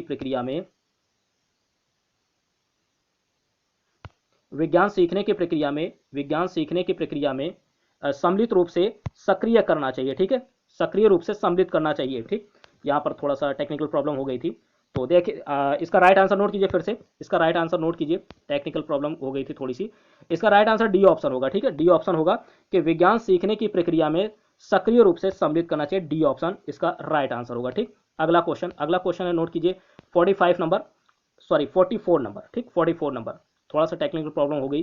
44 नंबर है कि एनसीएफ 2005 की यह अनुशंसा है कि उच्च प्राथमिक स्तर पर विज्ञान शिक्षा को ... पर बल देना चाहिए। किस पर बल देना चाहिए? ठीक, देखिए जो एनसीएफ 2005 है ना, इससे संबंधित क्वेश्चन बहुत पूछे जाते हैं एनसीएफ 2005 से। ठीक है, तो आपको ध्यान देना है इसके बारे में कि इससे रिलेटेड जितने भी क्वेश्चन है आपको तैयार रखने हैं। ठीक है, तो यहाँ देखिए इंपॉर्टेंट क्वेश्चन है कि एनसीएफ 2005 की अनुशंसा है कि उच्च प्राथमिक स्तर पर विज्ञान शिक्षा को बल देना चाहिए। ठीक, तो क्या बल देना चाहिए इस पर देखिएगा। ऑप्शन ए है शांतिपूर्ण समाज की स्थापना के लिए मानवीय मूल्यों और ज्ञानाधार को बढ़ावा देने। बी है कक्षा कक्षीय अधिगम को विद्यालय के बाहर की दुनिया के साथ जोड़ने में शिक्षार्थियों की मदद करने। सी ऑप्शन है विज्ञान सीखने में अंतर्राष्ट्रीय मानकों को प्राप्त करने में शिक्षार्थियों की मदद करने। और डी है शिक्षार्थियों में सामाजिक विषमताओं को न्यूनतम करने। तो बताइएगा इसमें 44 का राइट आंसर क्या होगा? 44 का राइट आंसर होगा, नोट कीजिए, आपका बी ऑप्शन होगा। इसका क्या होगा? बी ऑप्शन राइट आंसर होगा कि कक्षा कक्षीय अधिगम को विद्यालय के बाहर की दुनिया के साथ जोड़ने में विद्यार्थियों की मदद करने। ठीक, बी ऑप्शन इसका राइट आंसर। अगला क्वेश्चन, अगला है 45 नंबर, नोट कीजिए कि कक्षा 6 में, नोट कीजिएगा, कक्षा 6 में पदार्थों का पृथक्करण क्या है? पदार्थों का पृथक्करण विषय सबसे अधिक प्रभावी ढंग से किस प्रकार पढ़ाया जा सकता है? कक्षा 6 की बात कर रहे हैं। ठीक है, देखिए उच्च प्राथमिक स्तर 6 से या आपका 8, ठीक, 6 से 8। तो यहाँ पर बात कर रहे हैं कि कक्षा 6 में पदार्थों का पृथक्करण विषय सबसे अधिक प्रभावी ढंग से किस प्रकार पढ़ाया जा सकता है? तो ऑप्शन ए है इसका, नोट कीजिए, ऑप्शन ए है शिक्षार्थियों द्वारा हस्त सिद्ध क्रियाकलापों को कराकर। बी है अच्छा गृह कार्य करवाकर। सी है विभिन्न उपविषयों पर अधिक सामूहिक चर्चाएं आयोजित करके। और डी ऑप्शन नोट कीजिए, डी ऑप्शन है यहाँ पर कि संबंधित संकल्पनाओं की गहन व्याख्या करके। तो कौन सा ऑप्शन इसमें राइट आंसर होगा? कक्षा 6 में पदार्थों का पृथक्करण विषय सबसे अधिक प्रभावी ढंग से किस प्रकार पढ़ाया जा सकता है? तो इस क्वेश्चन का राइट आंसर नोट कीजिए, 45 का राइट आंसर क्या होगा? इसका होगा ए ऑप्शन, शिक्षार्थियों द्वारा हस्त सिद्ध क्रियाकलाप को कराकर। शिक्षार्थियों द्वारा हस्त सिद्ध क्रियाकलाप को कराकर, ए ऑप्शन इसका राइट आंसर होगा। ठीक, ए ऑप्शन राइट आंसर। अगला क्वेश्चन 46 नंबर है, नोट कीजिए, समुद्र समीर का कारण क्या है? समुद्र समीर का कारण, ठीक है, तो समुद्र समीर का कारण क्या है? ऑप्शन ए है दिन के समय समुद्र जल का स्थल की अपेक्षा शीघ्र गर्म होना। बी ऑप्शन है कि दिन के समय स्थल का समुद्र जल की अपेक्षा शीघ्र गर्म होना। सी ऑप्शन है कि रात्रि में स्थल की तुलना में समुद्र जल का धीमी गति से ठंडा होना। और डी ऑप्शन है यहाँ पर, नोट कीजिए, कि रात्रि में समुद्र जल की तुलना में स्थल का जो धीमी गति से ठंडा होना। तो कौन सा इसका राइट आंसर होगा? समुद्र समीर का कारण क्या होता है? 46 का राइट आंसर बी ऑप्शन होगा कि दिन के समय स्थल का समुद्र जल की अपेक्षा शीघ्र गर्म होना। दिन के समय स्थल का समुद्र जल की अपेक्षा शीघ्र गर्म होना। ठीक, अगला क्वेश्चन है 47 नंबर, नोट कीजिए, 47 नंबर है कि निम्नलिखित में से ऊष्मा के कुचालकों का समूह चुनिए। ऊष्मा के कुचालकों का समूह, ठीक है, यहाँ पर जितने भी ऊष्मा के कुचालक के समूह हैं सही, उन्हीं को आपको चुनना है। ऑप्शन ए है ऊन, लकड़ी, आयरन। बी है वायु, एल्युमिनियम, ऊन। सी है वायु, लकड़ी, प्लास्टिक। और डी है जल, कॉपर और लकड़ी। तो बताइएगा इनमें से ऊष्मा के कुचालकों का सही समूह क्या होगा? तो देखिए वायु, लकड़ी, प्लास्टिक, इनमें से कौन सा राइट आंसर होगा? तो 47 नंबर का राइट आंसर नोट कीजिए, सी ऑप्शन। ठीक, वायु, लकड़ी, प्लास्टिक क्या होगी? वायु, लकड़ी, प्लास्टिक, ये जो है ऊष्मा के कुचालकों का सही समूह है। क्या है? सही समूह। अगला क्वेश्चन 48 नंबर है, किसी सूची छिद्र कैमरे में किसी दूरस्थ रंगीन बिंब वाले प्रतिबिंब सदैव होता है। ठीक है, किसी दूरस्थ रंगीन बिंब वाले प्रतिबिंब सदैव होता है। ऑप्शन ए है, नोट कीजिए, वास्तविक, उल्टा, रंगीन और छोटा। बी है आभासी, रंगीन और छोटा। सी है वास्तविक, सीधा, रंगीन और छोटा। और डी है वास्तविक, उल्टा, श्याम एवं श्वेत और छोटा। तो इसमें से बताइए राइट आंसर क्या होगा? 48 का राइट आंसर नोट कीजिए, ए ऑप्शन होगा। क्या होगा? ए ऑप्शन, ठीक। वास्तविक उल्टा रंगीन और छोटा, वास्तविक उल्टा रंगीन और छोटा, ए ऑप्शन इसका राइट आंसर होगा। किसी सूची छिद्र कैमरे में किसी दूरस्थ रंगीन बिंब वाले प्रतिबिंब का सदैव प्रतिबिंब जो होता है वो सदैव वास्तविक होता है, उल्टा होता है, रंगीन होता है और छोटा होता है। तो ए ऑप्शन आपको याद रखना है, राइट आंसर होगा। अगला क्वेश्चन, अगला है 49 नंबर कि मानव शरीर में क्षुद्रांत और बृहदांत्र की लंबाइयों का अनुपात कितना होता है। तो क्षुद्रांत और बृहदांत्र इनकी लंबाइयों का अनुपात आपको बताना है। तो देखिए क्षुद्रांत का मतलब क्या होता है, क्षुद्रांत का अर्थ होता है छोटी आंत, क्या होता है, छोटी आंत। और बृहदांत्र का अर्थ क्या होता है, बड़ी आंत। आपको ये भी याद रखना है, ठीक। तो यानी छोटी आंत और बड़ी आंत, छोटी आंत और बड़ी आंत, इन दोनों का जो अनुपात है आपको बताना है। ऑप्शन ए है 1:8, बी है 1:5, सी है 8:1 और डी है 5:1। तो छोटी आंत और बड़ी आंत यानी क्षुद्रांत और बृहदांत्र की लंबाइयों का अनुपात क्या होगा, इस क्वेश्चन का राइट आंसर होगा डी ऑप्शन, ठीक। क्या होगा, डी ऑप्शन यानी 5:1, 5:1 होगा इनकी लंबाइयों का अनुपात, ठीक। अगला क्वेश्चन, अगला है 50 नंबर कि मानव शरीर का सामान्य ताप सेल्सियस मापक्रम फ़ारेनहाइट मापक्रम पर क्रमशः होता है, ठीक है। तो मानव शरीर का जो तापक्रम है वो सेल्सियस मापक्रम एवं सेल्सियस मापक्रम और फ़ारेनहाइट मापक्रम पर कितना कितना होगा। ऑप्शन ए है 37 डिग्री फ़ारेनहाइट और 98.6 डिग्री सेल्सियस, बी है 37 डिग्री सेल्सियस और 98.6 डिग्री फ़ारेनहाइट, ठीक। और सी ऑप्शन दे है, सी ऑप्शन यहाँ पर दे रहे हैं कि 37 डिग्री सेल्सियस और 96.8 डिग्री फ़ारेनहाइट। जैसे ही 96.8 देखे कट कर दीजिए, उसे कट कर दीजिए, ठीक है। और डी ऑप्शन 37 डिग्री फ़ारेनहाइट और 96.8 डिग्री सेल्सियस, ठीक। तो बताइएगा इसका राइट आंसर क्या होगा 50 का राइट आंसर नोट कीजिए, बी ऑप्शन। क्या होगा इसका, बी ऑप्शन होगा, क्या, बी ऑप्शन होगा कि 37 डिग्री सेल्सियस नोट कीजिए और 98.6 डिग्री फ़ारेनहाइट, 37 डिग्री सेल्सियस और 98.6 डिग्री फ़ारेनहाइट, ठीक। देखिए इसमें कंफ्यूज करेंगे, होता है 98.6 लेकिन वो आपको ऑप्शन में देंगे 96.8, तो इसमें कंफ्यूज मत होना भैया, 96 96 नहीं होगा, 98.6 होता है। कितना होता है, 98.6 होता है, इसलिए राइट आंसर बी ऑप्शन जाएगा, ठीक। इस तरीके से आपको जरूर वहां पर ऑप्शन मिलेंगे, ठीक है। 96.8 वाले भी मिलेंगे लेकिन आपको 98.6 याद रखना है, सी बी ऑप्शन इसका राइट आंसर।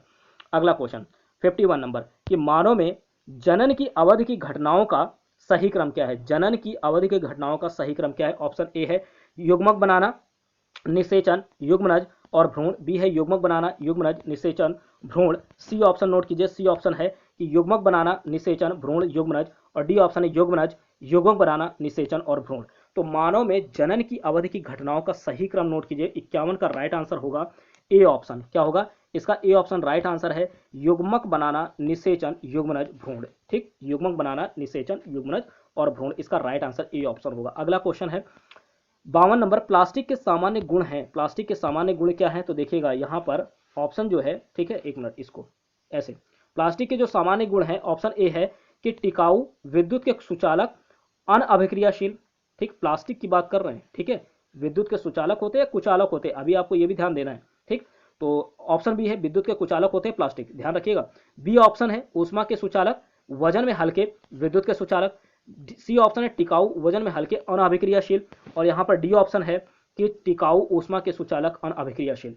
तो 52 नंबर का राइट आंसर नोट कीजिए, सी ऑप्शन होगा। क्या होगा, सी ऑप्शन इसका राइट आंसर होगा कि प्लास्टिक के जो सामान्य गुण हैं, प्लास्टिक के सामान्य गुण हैं वो है टिकाऊ, वजन में हल्के, अनअभिक्रियाशील। टिकाऊ, वजन में हल्के, अनअभिक्रियाशील होते हैं, ठीक है।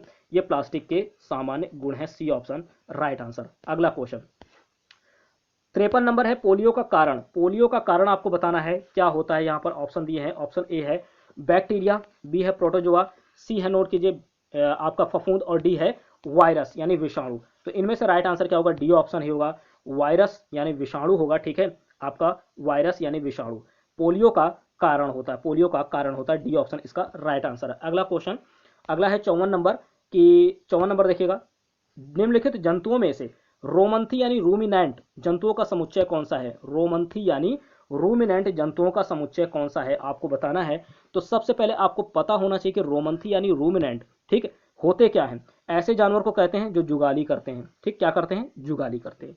तो देखिए उनमें से आपको राइट आंसर सेलेक्ट करना है। यहाँ पर ये जो 3-3 के पेयर दिए हैं, ठीक है। तो ऑप्शन ए है बिल्ली, भैंस, हिरन, ठीक। इनमें कौन कौन जुगाली करता है। अब देखिए भैंस, गाय, हिरन कौन करता है आपको पता होना चाहिए, कुत्ता, गाय, हिरन और डी है भैंस गाय कुत्ता। अब आपको ऐसे जानवर जो जुगाली करते हैं उनके बारे में पता होना चाहिए, अगर आपको नहीं पता है तो गलत कर बैठेंगे। ठीक, तो इसमें 54 का जो राइट आंसर होगा, देखिए भैंस करती है जुगाली, ठीक है, गाय करेगी और हिरन करेगी। कौन कौन? भैंस करेगी, गाय करेगी और हिरन करेगी। तो इसमें देखिए भैंस किस में मिल रही है? ये गाय और हिरन बी ऑप्शन में मिल रहा है। ठीक, यानी बी ऑप्शन इसका राइट आंसर होगा। तो मतलब ऐसे जानवर जो जुगाली करते हैं उन्हें रोमंथी या रूमिनेंट बोलते हैं, और इसमें से जो राइट आंसर जाएगा वो बी ऑप्शन होगा। ठीक, अगला क्वेश्चन भैंस गाय हिरन होगा। ठीक, इसका 55 नंबर है, नोट कीजिए। किसी वस्तु को आभासी और विवर्धित छवि बनाने के लिए निम्नलिखित में से किसका उपयोग किया जा सकता है? तो यहां पर ध्यान दीजिएगा, आभासी और विवर्धित, ठीक, आभासी और विवर्धित छवि बनाने के लिए निम्नलिखित में से किसका उपयोग किया जा सकता है? ऑप्शन ए है अवतल दर्पण और उत्तल लेंस दोनों, बी है केवल उत्तल लेंस, सी है केवल उत्तल यहां पर बी है केवल अवतल लेंस, सी है केवल उत्तल लेंस, और डी ऑप्शन नोट कीजिए, डी ऑप्शन है उत्तल दर्पण और उत्तल लेंस। ठीक, तो कौन सा यहां पर राइट आंसर होगा? 55 का राइट आंसर नोट कीजिए, 55 का राइट आंसर ए ऑप्शन होगा, अवतल दर्पण और उत्तल लेंस। ठीक है, अवतल दर्पण और उत्तल लेंस, इसका ए ऑप्शन राइट आंसर होगा। ठीक, अगला क्वेश्चन देखते हैं 56 नंबर। 56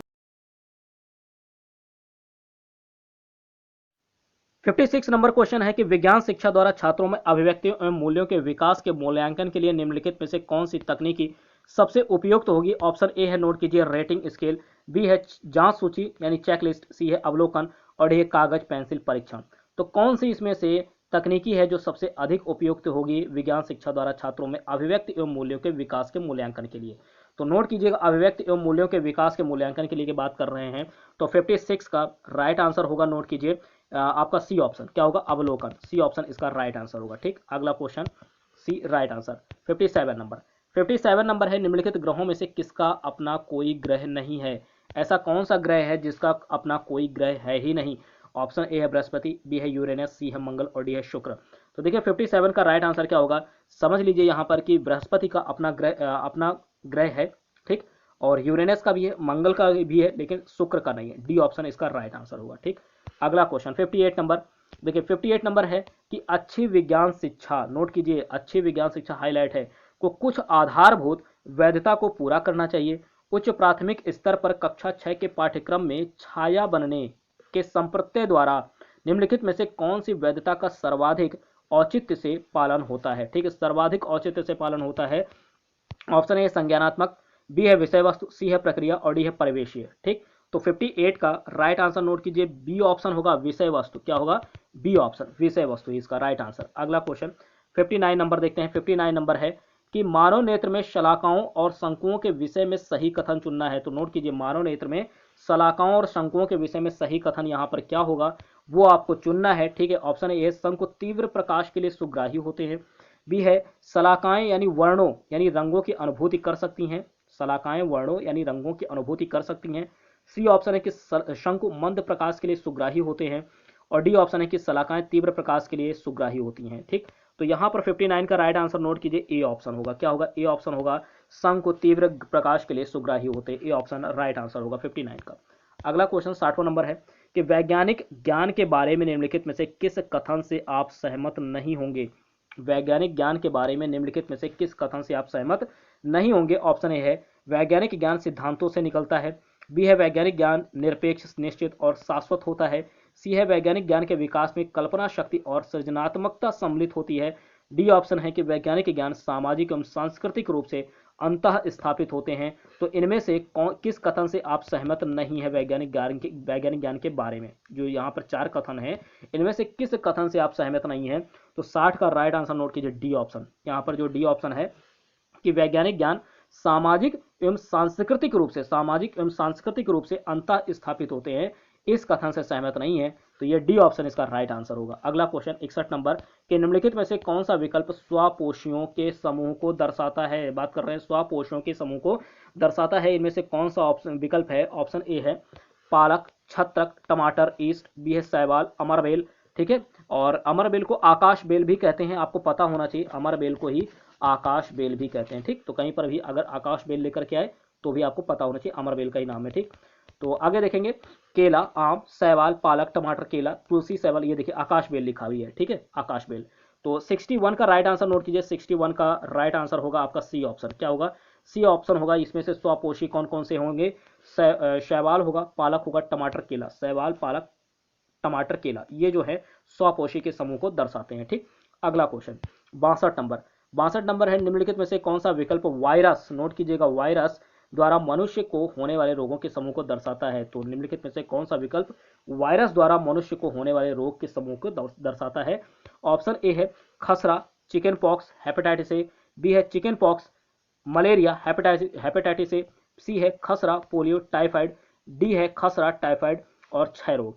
तो इनमें से कौन सा विकल्प है बताइएगा? 62 का राइट आंसर होगा ए ऑप्शन। क्या होगा? ए ऑप्शन होगा, खसरा, चिकन पॉक्स, हेपेटाइटिस ए, खसरा, चिकन पॉक्स, हेपेटाइटिस ए। ठीक, अगला क्वेश्चन 63 नंबर, निम्नलिखित में से कौन सा विद्युत का सुचालक नहीं है? विद्युत का सुचालक कौन सा नहीं है? ऑप्शन ए है नींबू का रस, बी है आश्वित जल, सी है लवण जल और डी है सिरका। तो देखिए जो आश्वित जल होता है ना, आश्वित जल, ये विद्युत का सुचालक नहीं होता है, विद्युत का सुचालक नहीं है आश्वित जल, याद रखिएगा। ठीक है, ये कुचालक होता है, कुचालक होता है विद्युत का आश्वित जल। लेकिन नींबू का रस, लवण जल और सिरका, ये सभी क्या है? ये तीनों, बाकी तीनों जो है नींबू का रस, ठीक, लवण जल और सिरका, ये सुचालक होंगे, लेकिन आश्वित जल कुचालक होता है। ठीक, तो बी ऑप्शन इसका राइट आंसर है। ठीक, बी ऑप्शन। अगला क्वेश्चन देखते हैं 64 नंबर, कि जब हम क्रोध में, शर्मिंदगी या चिंता में होते हैं तब हमारे शरीर का कौन सा हार्मोन तनाव समायोजन करने में हमारी मदद करता है? कौन सा ऐसा हार्मोन है जो तनाव समायोजन में हमारी मदद करता है? किस स्थिति में? क्रोध में, शर्मिंदगी में या चिंता में? क्रोध में, शर्मिंदगी में, चिंता में।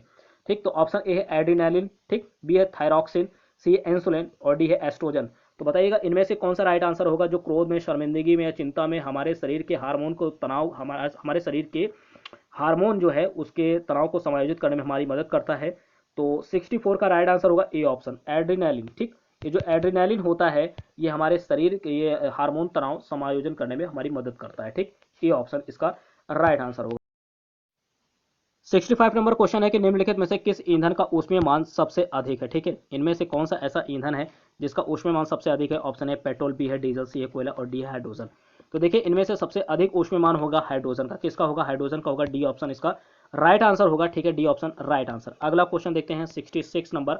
66 नंबर है आपका कि जब जल तरल से गैसीय चरण में रूपांतरित होगा, जब जल तरल से गैसीय चरण में रूपांतरित होगा तब निम्नलिखित में से कौन सा एक बदलाव होगा? ऑप्शन ए है कणों की दूरी में बदलाव, बी है कणों की संरचना में बदलाव, सी है कणों के रंग में बदलाव और डी है कणों के आकार में बदलाव। तो 66 का राइट आंसर क्या होगा? बी ऑप्शन होगा, कणों की संरचना में बदलाव, कणों की संरचना में बदलाव, बी ऑप्शन राइट आंसर। ठीक, अगला क्वेश्चन 67 नंबर कि मनुष्य में सर्वाधिक उत्सर्जन उत्पाद है, सर्वाधिक उत्सर्जन उत्पाद है। ऑप्शन ए है यूरिया, बी है यूनिक अम्ल, सी है अमोनियम क्लोराइड और डी है अमोनिया। तो सर्वाधिक उत्सर्जन उत्पाद क्या होता है मनुष्य में? ए ऑप्शन इसका राइट आंसर होगा यूरिया। क्या होगा?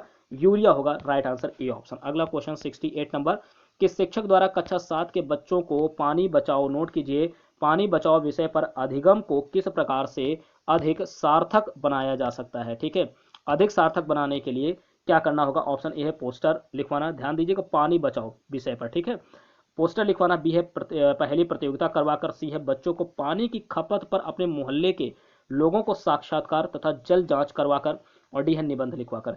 तो देखिए निबंध लिखवाने से कोई इस पर सार्थक प्रभाव नहीं पड़ेगा। ठीक है, पोस्टर लिखवाने से भी नहीं, पहली प्रतियोगिता करवाना तो बिल्कुल गलत। ठीक, इसका राइट आंसर जाएगा सी ऑप्शन। ठीक, बच्चों को पानी की खपत पर अपने मोहल्ले के लोगों को साक्षात्कार तथा जल जांच करवाकर, सी ऑप्शन इसका राइट आंसर होगा। अगला क्वेश्चन 69 नंबर, निम्नलिखित में से सही कथन क्या आपको चुनना है?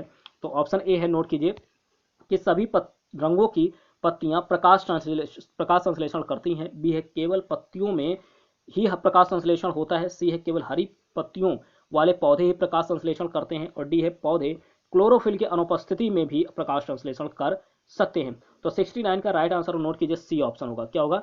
इसका सी ऑप्शन राइट आंसर होगा, केवल हरी पत्तियों वाले पौधे ही प्रकाश संश्लेषण कर सकते हैं, ये सही कथन है। अगला क्वेश्चन 70 नंबर कि रीमा अपनी दोस्त को बताती है कि भिंडी एक फल है, नोट कीजिए, रीमा अपनी दोस्त को बताती है कि भिंडी एक फल है, उसकी दोस्त सहाना उससे असहमत है, वो नहीं मान रही है।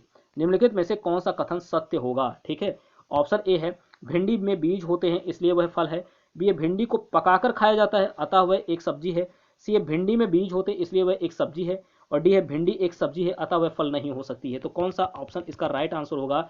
देखिए इसका राइट आंसर होगा बी ऑप्शन। क्या होगा? 70 का राइट आंसर बी ऑप्शन होगा, भिंडी को पकाकर खाया जाता है इस कारण से यह सब्जी है, बी ऑप्शन इसका राइट आंसर होगा। अगला क्वेश्चन 71 पानी के बर्तन में लोहे का एक खंड यानी ब्लॉक डाला जाता है और वह तल में डूब जाता है, इसका कारण क्या है? ठीक है, कोई खंड है, ब्लॉक है, उसको डाल देते हैं तो जैसे ही डालते हैं बर्तन में तो वो डूब जाता है, कारण बताना है। ऑप्शन ए ब्लॉक द्वारा विस्थापित जल का भार ब्लॉक के भार की तुलना में कम है।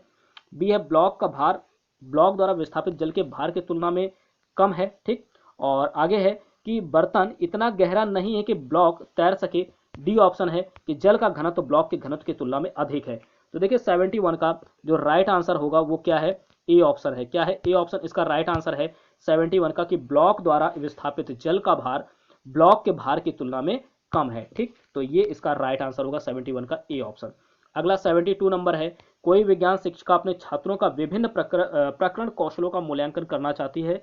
छात्रों के विभिन्न प्रकरण कौशल का मूल्यांकन करने के लिए नीचे दिया गया कौन सा साधन सर्वाधिक उपयुक्त होगा? ठीक है, तो ऑप्शन ए है साक्षात्कार, बी है प्रेक्षण सूची, सी है प्रश्नावली और डी है कागज पेंसिल परीक्षण। 72 का राइट आंसर होगा बी ऑप्शन, प्रेक्षण सूची। क्या होगा? प्रेक्षण सूची, बी ऑप्शन इसका राइट आंसर। अगला क्वेश्चन 73 नंबर, निम्नलिखित में से कौन सा अदरक का जननांक है? ठीक है, अदरक का जननांक आपको नोट करना है। यहाँ पर ये जो इंपॉर्टेंट पॉइंट्स हैं, इंपॉर्टेंट शब्द हैं, इनमें से वो हाईलाइट है कि अदरक का जननांक बताना है। ऑप्शन ए है जड़, बी है बीज, सी है तना और डी है पत्ती। तो जननांक क्या होगा अदरक का? 73 का राइट आंसर होगा सी ऑप्शन, नोट कीजिए सी ऑप्शन। तना जो होता है ये अदरक का जननांक होता है। ठीक, अदरक का जननांक, सी ऑप्शन राइट आंसर। अगला है 74 नंबर, पादपों एवं वृक्षों में पानी ऊपर तक चूषण कर्षण यानी खिंचाव के कारण पहुंचता है। तो इसको शब्द को नोट कीजिएगा, चूषण कर्षण यानी खिंचाव के कारण पहुंचता है। निम्नलिखित में से किस परिघटना के कारण यह चूषण कर्षण होता है? ठीक है, शब्द याद रखिएगा, चूषण कर्षण। ऑप्शन ए प्रकाश संश्लेषण, बी है श्वसन, सी है वाष्पोत्सर्जन और डी है अवशोषण। 74 का राइट आंसर नोट कीजिए। देखिए, ना तो ये प्रकाश संश्लेषण से होगा चूषण कर्षण यानी खिंचाव, ना ही श्वसन के द्वारा खिंचाव होगा, ना ही वाष्पोत्सर्जन के द्वारा होगा, ये अवशोषण के द्वारा होगा। किसके द्वारा होगा? अवशोषण के द्वारा होता है ये खिंचाव। ठीक है, यानी चूषण और कर्षण, ये जो शब्द लिखा हुआ है, डी ऑप्शन राइट आंसर। ठीक, अगला क्वेश्चन 75 नंबर, लाल रस यानी लार का कार्य क्या है? लाल रस यानी लार का कार्य क्या है आपको बताना है। ऑप्शन ए है मंड यानी स्टार्च को शर्करा में परिवर्तित करना, बी है कार्बोहाइड्रेट को प्रोटीन में परिवर्तित करना, सी है मंड यानी स्टार्च को वसा में परिवर्तित करना, डी है श्वास नली में खाद्य कणों के प्रवेश को रोकना। ठीक, तो कौन सा होगा इसका आंसर? 75 का राइट आंसर नोट कीजिए, ए ऑप्शन। क्या होगा?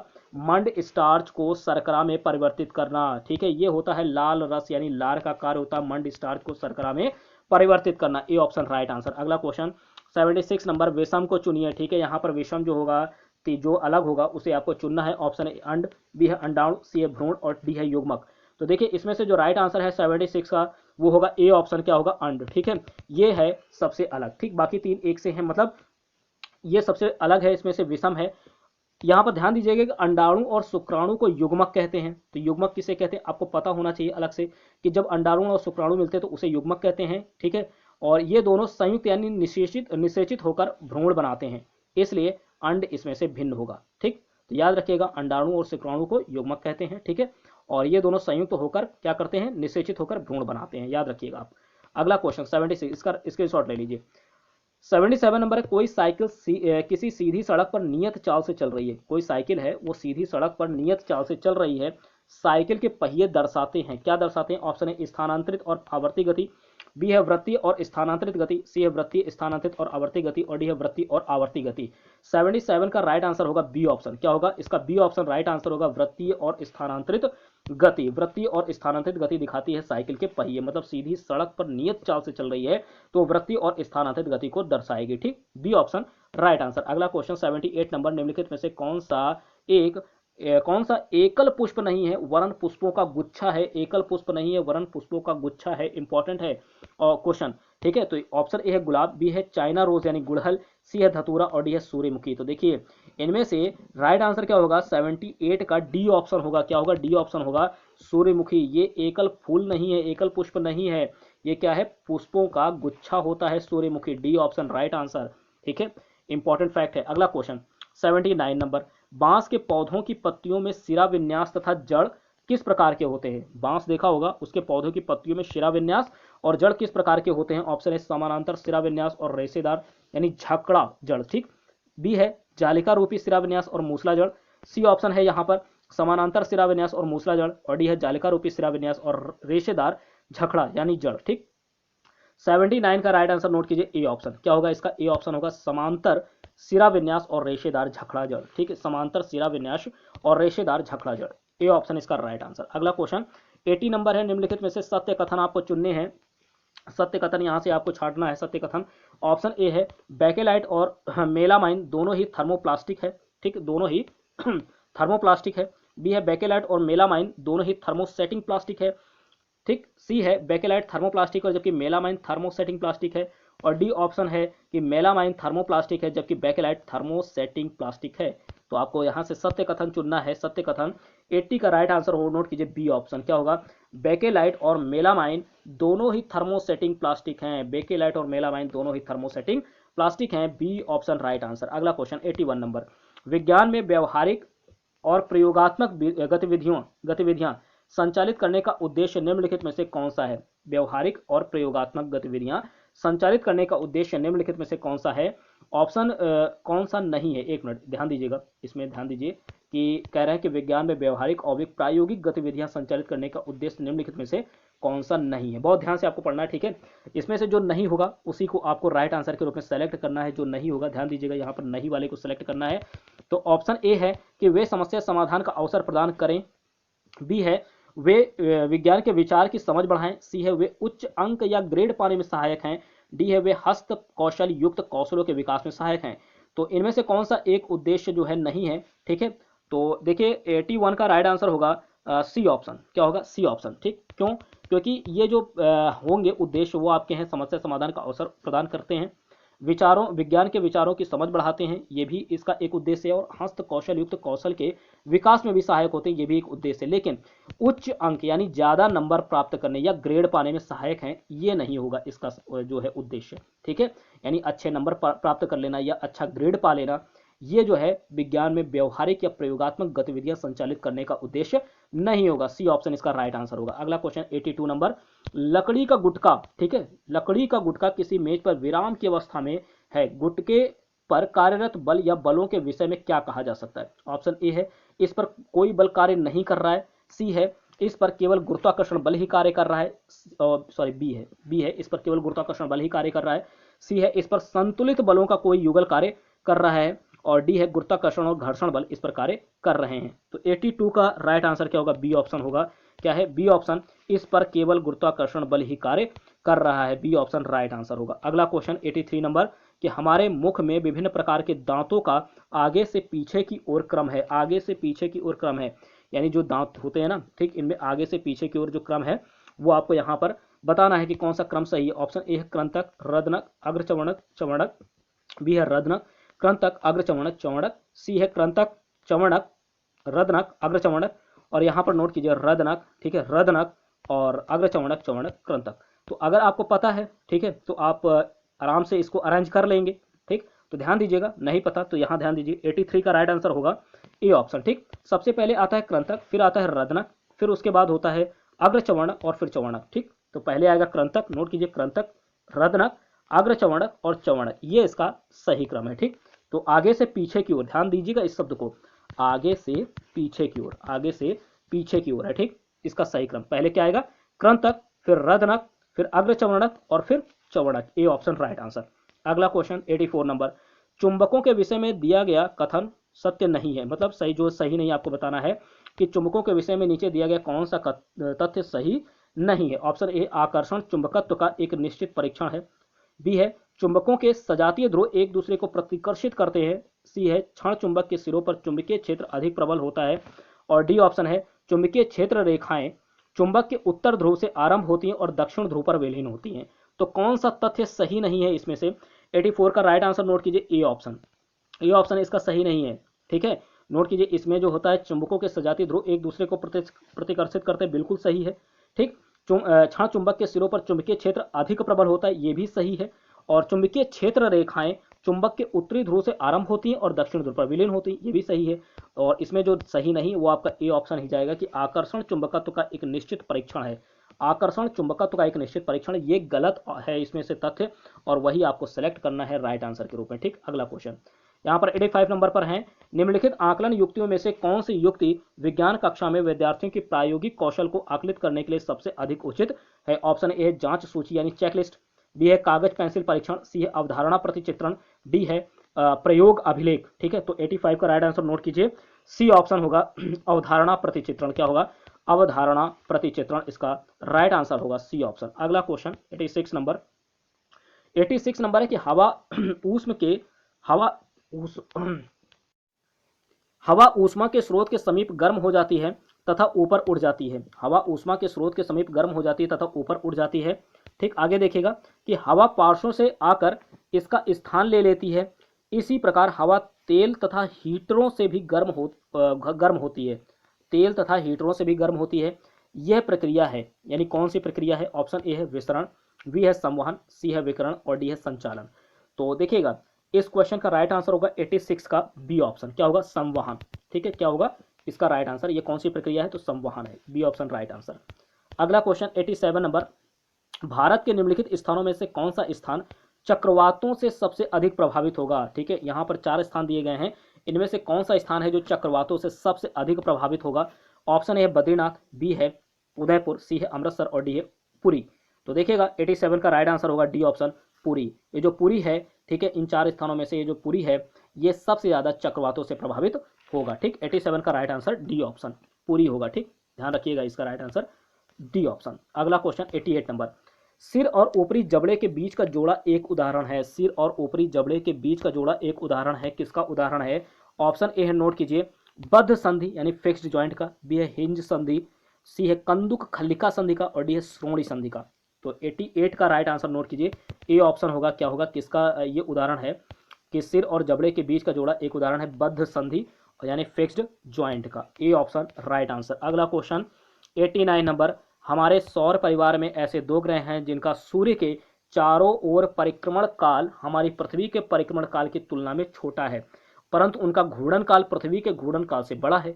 इन ग्रहों के नाम आपको बताना है। ठीक है, इस तरीके के प्रश्न जब भी आए आप कम से कम उसे 2 बार जरूर रीड करें। ठीक है, तो देखिएगा ऑप्शन ए है यहाँ पर बुध और शनि, बी है यूरेनस और नेपच्यून, सी है मंगल और बृहस्पति और डी है बुध और शुक्र। तो बताना है कि हमारे सौर परिवार में कौन से ऐसे 2 ग्रह हैं जिनका सूर्य के चारों ओर परिक्रमण काल हमारी पृथ्वी के परिक्रमण काल की तुलना में छोटा है, लेकिन घूर्णन काल पृथ्वी के घूर्णन काल से बड़ा है।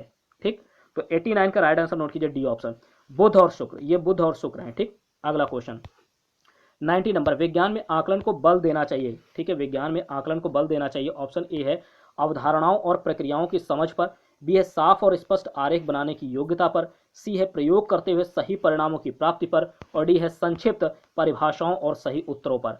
तो विज्ञान में आकलन को बल देना चाहिए किस पर? 90 का राइट आंसर ए ऑप्शन होगा, नोट कीजिए, ए ऑप्शन इसका राइट आंसर है कि अवधारणाओं और प्रक्रियाओं की समझ पर, अवधारणाओं और प्रक्रियाओं की समझ पर आकलन को बल देना चाहिए। अगला क्वेश्चन है 91 नंबर, इंपॉर्टेंट है कि निम्नलिखित सभी एक कोशीय हैं, सभी एक कोशीय सिवाय किसके? इनमें से कौन ऐसा है जो एक कोशीय नहीं है? बाकी 3 हैं।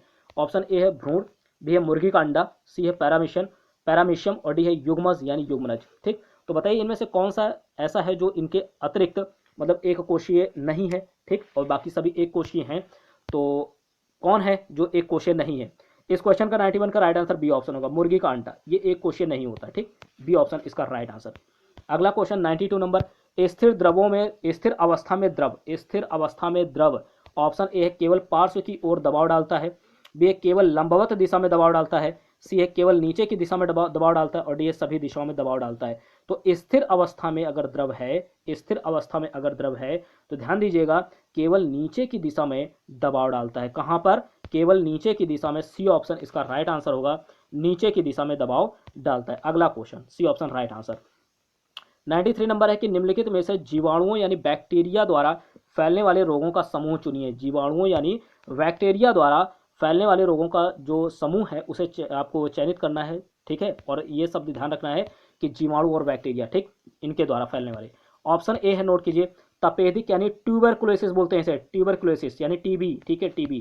आगे न्यूमोनिया, मियादी बुखार, इसे टाइफाइड भी कहा जाता है, आपको याद रखना है। ठीक, मियादी बुखार को ही टाइफाइड भी कहा जाता है, तपेदिक को ट्यूबरकुलोसिस कहा जाता है, न्यूमोनिया ऑप्शन ए में है। फिर बी है छोटी माता तानिका शोथ जिसे मेनिंजाइटिस कहते हैं और तपेदिक। ठीक, सी है छोटी माता इन्फ्लुएंजा और पोलियो और डी ऑप्शन दे रहे हैं मलेरिया, पोलियो और मियादी बुखार। मियादी बुखार को आपको टाइफाइड भी याद रखना है। ठीक है, तो कौन सा ऐसा समूह है जो जीवाणु यानी बैक्टीरिया द्वारा फैलते हैं? ठीक है, 93 में राइट आंसर होगा ए ऑप्शन, तपेदिक यानी ट्यूबरकुलोसिस, निमोनिया और मियादी बुखार यानी टाइफाइड, ये जीवाणु बैक्टीरिया द्वारा फैलने वाले रोगों के समूह हैं। A option right answer. अगला क्वेश्चन 94 नंबर, कभी कभी शिक्षार्थियों को विज्ञान संबंधी अवधारणाओं से जुड़ी वैकल्पिक अवधारणा कभी कभी शिक्षार्थियों को विज्ञान संबंधी अवधारणाओं से जुड़ी वैकल्पिक अवधारणा होती है, विज्ञान शिक्षक को क्या करना चाहिए? ठीक है, ऑप्शन ए है अवैज्ञानिक विचारों के लिए शिक्षार्थियों को डांटे, बी है उनके विचार की उपेक्षा करे, सी है विभिन्न गतिविधियों के माध्यम से अपने विचार पर पुनः विचार करने में शिक्षार्थियों की मदद करे, और डी शिक्षार्थियों को बताए कि उनके विचार गलत हैं और उन्हें सही विचार पढ़ाए। ठीक, तो 94 का राइट आंसर क्या होगा? इसका सी ऑप्शन राइट आंसर होगा कि विभिन्न गतिविधियों के माध्यम से अपने विचारों पर पुनः विचार करने में शिक्षार्थियों की मदद करे। सी ऑप्शन राइट आंसर होगा। ठीक, अगला क्वेश्चन, अगला है 95 नंबर, इंपॉर्टेंट है। हरि कक्षा 6 के छात्रों को घूर्णन गति पढ़ाना चाहता है। क्या? घूर्णन गति।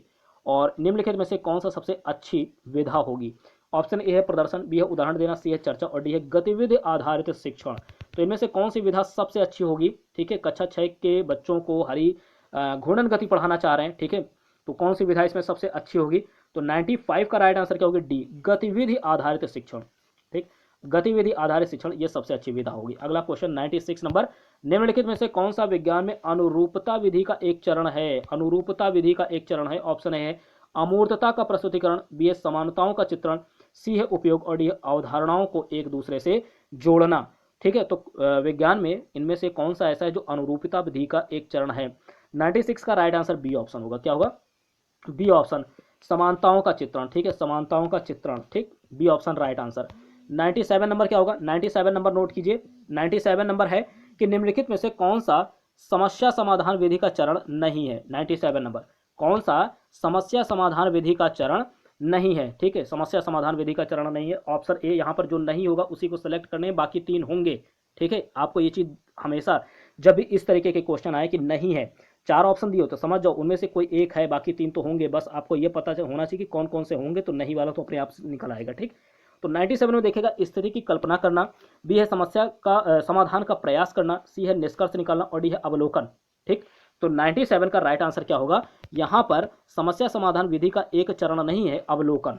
ठीक है, अवलोकन यानी स्थिति की कल्पना करना, समस्या का समाधान का प्रयास करना और निष्कर्ष निकालना, ये चरण है, लेकिन अवलोकन नहीं है। डी ऑप्शन इसलिए राइट आंसर जाएगा। ठीक है, डी ऑप्शन इसका राइट आंसर जाएगा, 97 का डी। अगला क्वेश्चन है 98 नंबर, निम्नलिखित में से कौन सा वैज्ञानिक दृष्टिकोण का गुण नहीं है? वैज्ञानिक दृष्टिकोण का गुण नहीं है, आपको ध्यान रखना, बाकी 3 होंगे, एक गुण इसमें से नहीं होगा। ऑप्शन ए है कठिन कार्य, बी है खुला मस्तिष्क, सी है अधिक सीखने की उत्सुकता और डी है समस्याओं के प्रति व्यवहार में वस्तुनिष्ठता। तो इनमें से कौन सा ऐसा है जो वैज्ञानिक दृष्टिकोण का गुण नहीं है? ठीक, तो देखिएगा इसमें से राइट आंसर क्या होगा, ध्यान दीजिएगा। जो होते हैं वैज्ञानिक दृष्टिकोण के गुण, उन पर ध्यान दीजिए। खुला मस्तिष्क भी होगा, अधिक सीखने की उत्सुकता भी होगी, समस्याओं के प्रति व्यवहार की वस्तुनिष्ठता भी होगी, लेकिन कठिन कार्य नहीं होगा। कठिन कार्य नहीं होगा, तो इसका राइट आंसर क्या जाएगा? राइट आंसर होगा ए ऑप्शन, कठिन कार्य। ये जो है ये वैज्ञानिक दृष्टिकोण का गुण नहीं है। ठीक है, ए ऑप्शन राइट आंसर होगा। अगला क्वेश्चन 99 नंबर। ठीक है, और जल्दी से 100 नंबर भी देखिए। ठीक है, 99, 100 और फिर इसके बाद आप लोग कमेंट बॉक्स में अपना स्कोर कमेंट कीजिएगा। ठीक, विज्ञान में रचनात्मक आकलन क्यों महत्वपूर्ण है? बताइए, विज्ञान में जो रचनात्मक आकलन होता है ये क्यों महत्वपूर्ण है? ऑप्शन ए है यह शिक्षार्थियों में वैज्ञानिक दृष्टिकोण के विकास में सहायक है, बी है यह निदानात्मक है, सी है विज्ञान को अच्छे प्रकार से समझने में सहायक है और डी है यह लेना आसान है। ठीक, तो रचनात्मक आकलन क्यों महत्वपूर्ण होता है आपको बताना है इस प्रश्न में। 99 नंबर पे हैं आप लोग। इस क्वेश्चन का राइट आंसर होगा निदानात्मक। ठीक, यह निदानात्मक है। ठीक है, यह निदानात्मक है। तो क्यों महत्वपूर्ण है? यह निदानात्मक है, इस कारण से महत्वपूर्ण है। 99 का राइट आंसर बी ऑप्शन होगा। ठीक, अगला क्वेश्चन 100 नंबर, जूते के सोल असमतल क्यों बनाए जाते हैं? ठीक है, आप लोग जो जूते पहनते हैं हम सभी लोग, ठीक है, इसमें जो सोल होते हैं ये असमतल होते हैं, समतल नहीं होते। ठीक है, ऐसा क्यों होता है? तो देखिए, ऑप्शन ए है जूते का जीवन बढ़ाने के लिए, बिल्कुल नहीं। ठीक, जड़त्व घटाने के लिए, बिल्कुल नहीं। जूते को और मजबूती देने के लिए, बिल्कुल नहीं। जड़त्व बढ़ाने के लिए, बिल्कुल सही। ठीक, डी ऑप्शन राइट आंसर होगा। तो देखिए, जो जूते के सोल होते हैं वो असमतल इसलिए बनाए जाते हैं ताकि जो जड़त्व है वो बढ़ सके, तो जड़त्व बढ़ाने के लिए डी ऑप्शन राइट आंसर होगा। इस क्वेश्चन का 100 का डी ऑप्शन राइट आंसर होगा। ठीक, अब आपके 100 क्वेश्चन में कितने क्वेश्चन आपके सही हुए हैं आप लोग इसे कमेंट बॉक्स में जरूर कमेंट कीजिएगा। ठीक है, इससे पता चलता है आप लोगों की तैयारी कैसी चल रही है। ठीक, तो आप लोग अपना स्कोर कमेंट बॉक्स में जरूर कमेंट कीजिए, ठीक है। पूरी वीडियो देखने के लिए धन्यवाद, ठीक। और सभी के सभी क्वेश्चन आपके सी टेट साइंस के हैं, ठीक है, 2022 के लिए इंपॉर्टेंट हैं, ठीक, क्योंकि प्रीवियस ईयर क्वेश्चन पेपर से क्वेश्चन पूछे जाते हैं, ठीक। तो 2011 से 2021 तक के सभी मोस्ट इंपॉर्टेंट क्वेश्चन इस पूरे वीडियो में आप लोगों ने सॉल्व किए, ठीक। और ये वीडियो कम से कम आप लोग 2 से 3 बार देखिए, 2 से 3 बार अगर आप इस वीडियो को देखते हैं तो आप लोगों को ये सारे क्वेश्चन अच्छे से तैयार हो जाएंगे, ठीक। और एग्जाम हॉल में आपको कोई प्रॉब्लम नहीं आएगी। तो जरूर इसे पूरा वॉच कीजिए, ठीक, कम से कम 2 से 3 बार वॉच कीजिए। और अदर जो प्रैक्टिस सेट हैं या मैराथन वीडियोस हैं, ठीक, जैसे कि मैथ्स की मैराथन है, नोट कीजिए यहाँ पर जितनी भी मैराथन लिखी हुई हैं इनका स्क्रीनशॉट ले लीजिए, ठीक है। ये सी टेट मैथ्स मैराथन, ठीक, C TET maths marathon, English marathon, Hindi marathon, CDP हो गया, EVS हो गया, और साइंस की मैराथन तो आपने करी ही है, ठीक। और 100 MCQ CDP के कई वीडियोस हैं, आप लोगों को लिंक डिस्क्रिप्शन में मैं दे दूंगा। EVS के भी इन्वायरमेंट की भी लिंक जो है वो आपको डिस्क्रिप्शन में मिल जाएगा, हिंदी के भी मिल जाएंगे 100 MCQs के प्रैक्टिस सेट। तो इन सभी को आप सॉल्व कर ले, 100 वाले आपके जो एग्ज़ाम है, ठीक है, सी टेट का, ये अच्छा जो स्कोर है आप लोगों को मिल जाएगा, ठीक। तो अगर ये सभी के सभी वीडियोज़ आप लोग सॉल्व करते हैं तो आप लोगों का स्कोर अच्छा हो जाएगा, मेंटेन हो जाएगा, ठीक। तो इन सभी वीडियोज़ का जो लिंक है वो मैं आप लोगों को डिस्क्रिप्शन में ज़रूर दे दूंगा।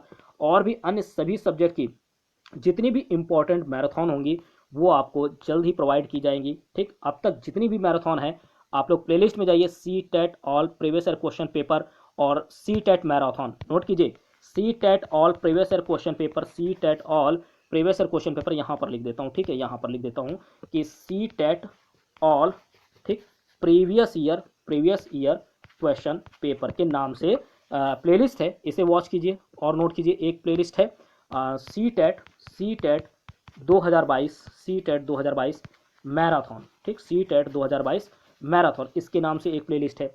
इतनी अगर आप प्लेलिस्ट देख लेते हैं ना तो आप लोगों का सी टेट में अच्छा स्कोर आ जाएगा, ठीक, समझ गए।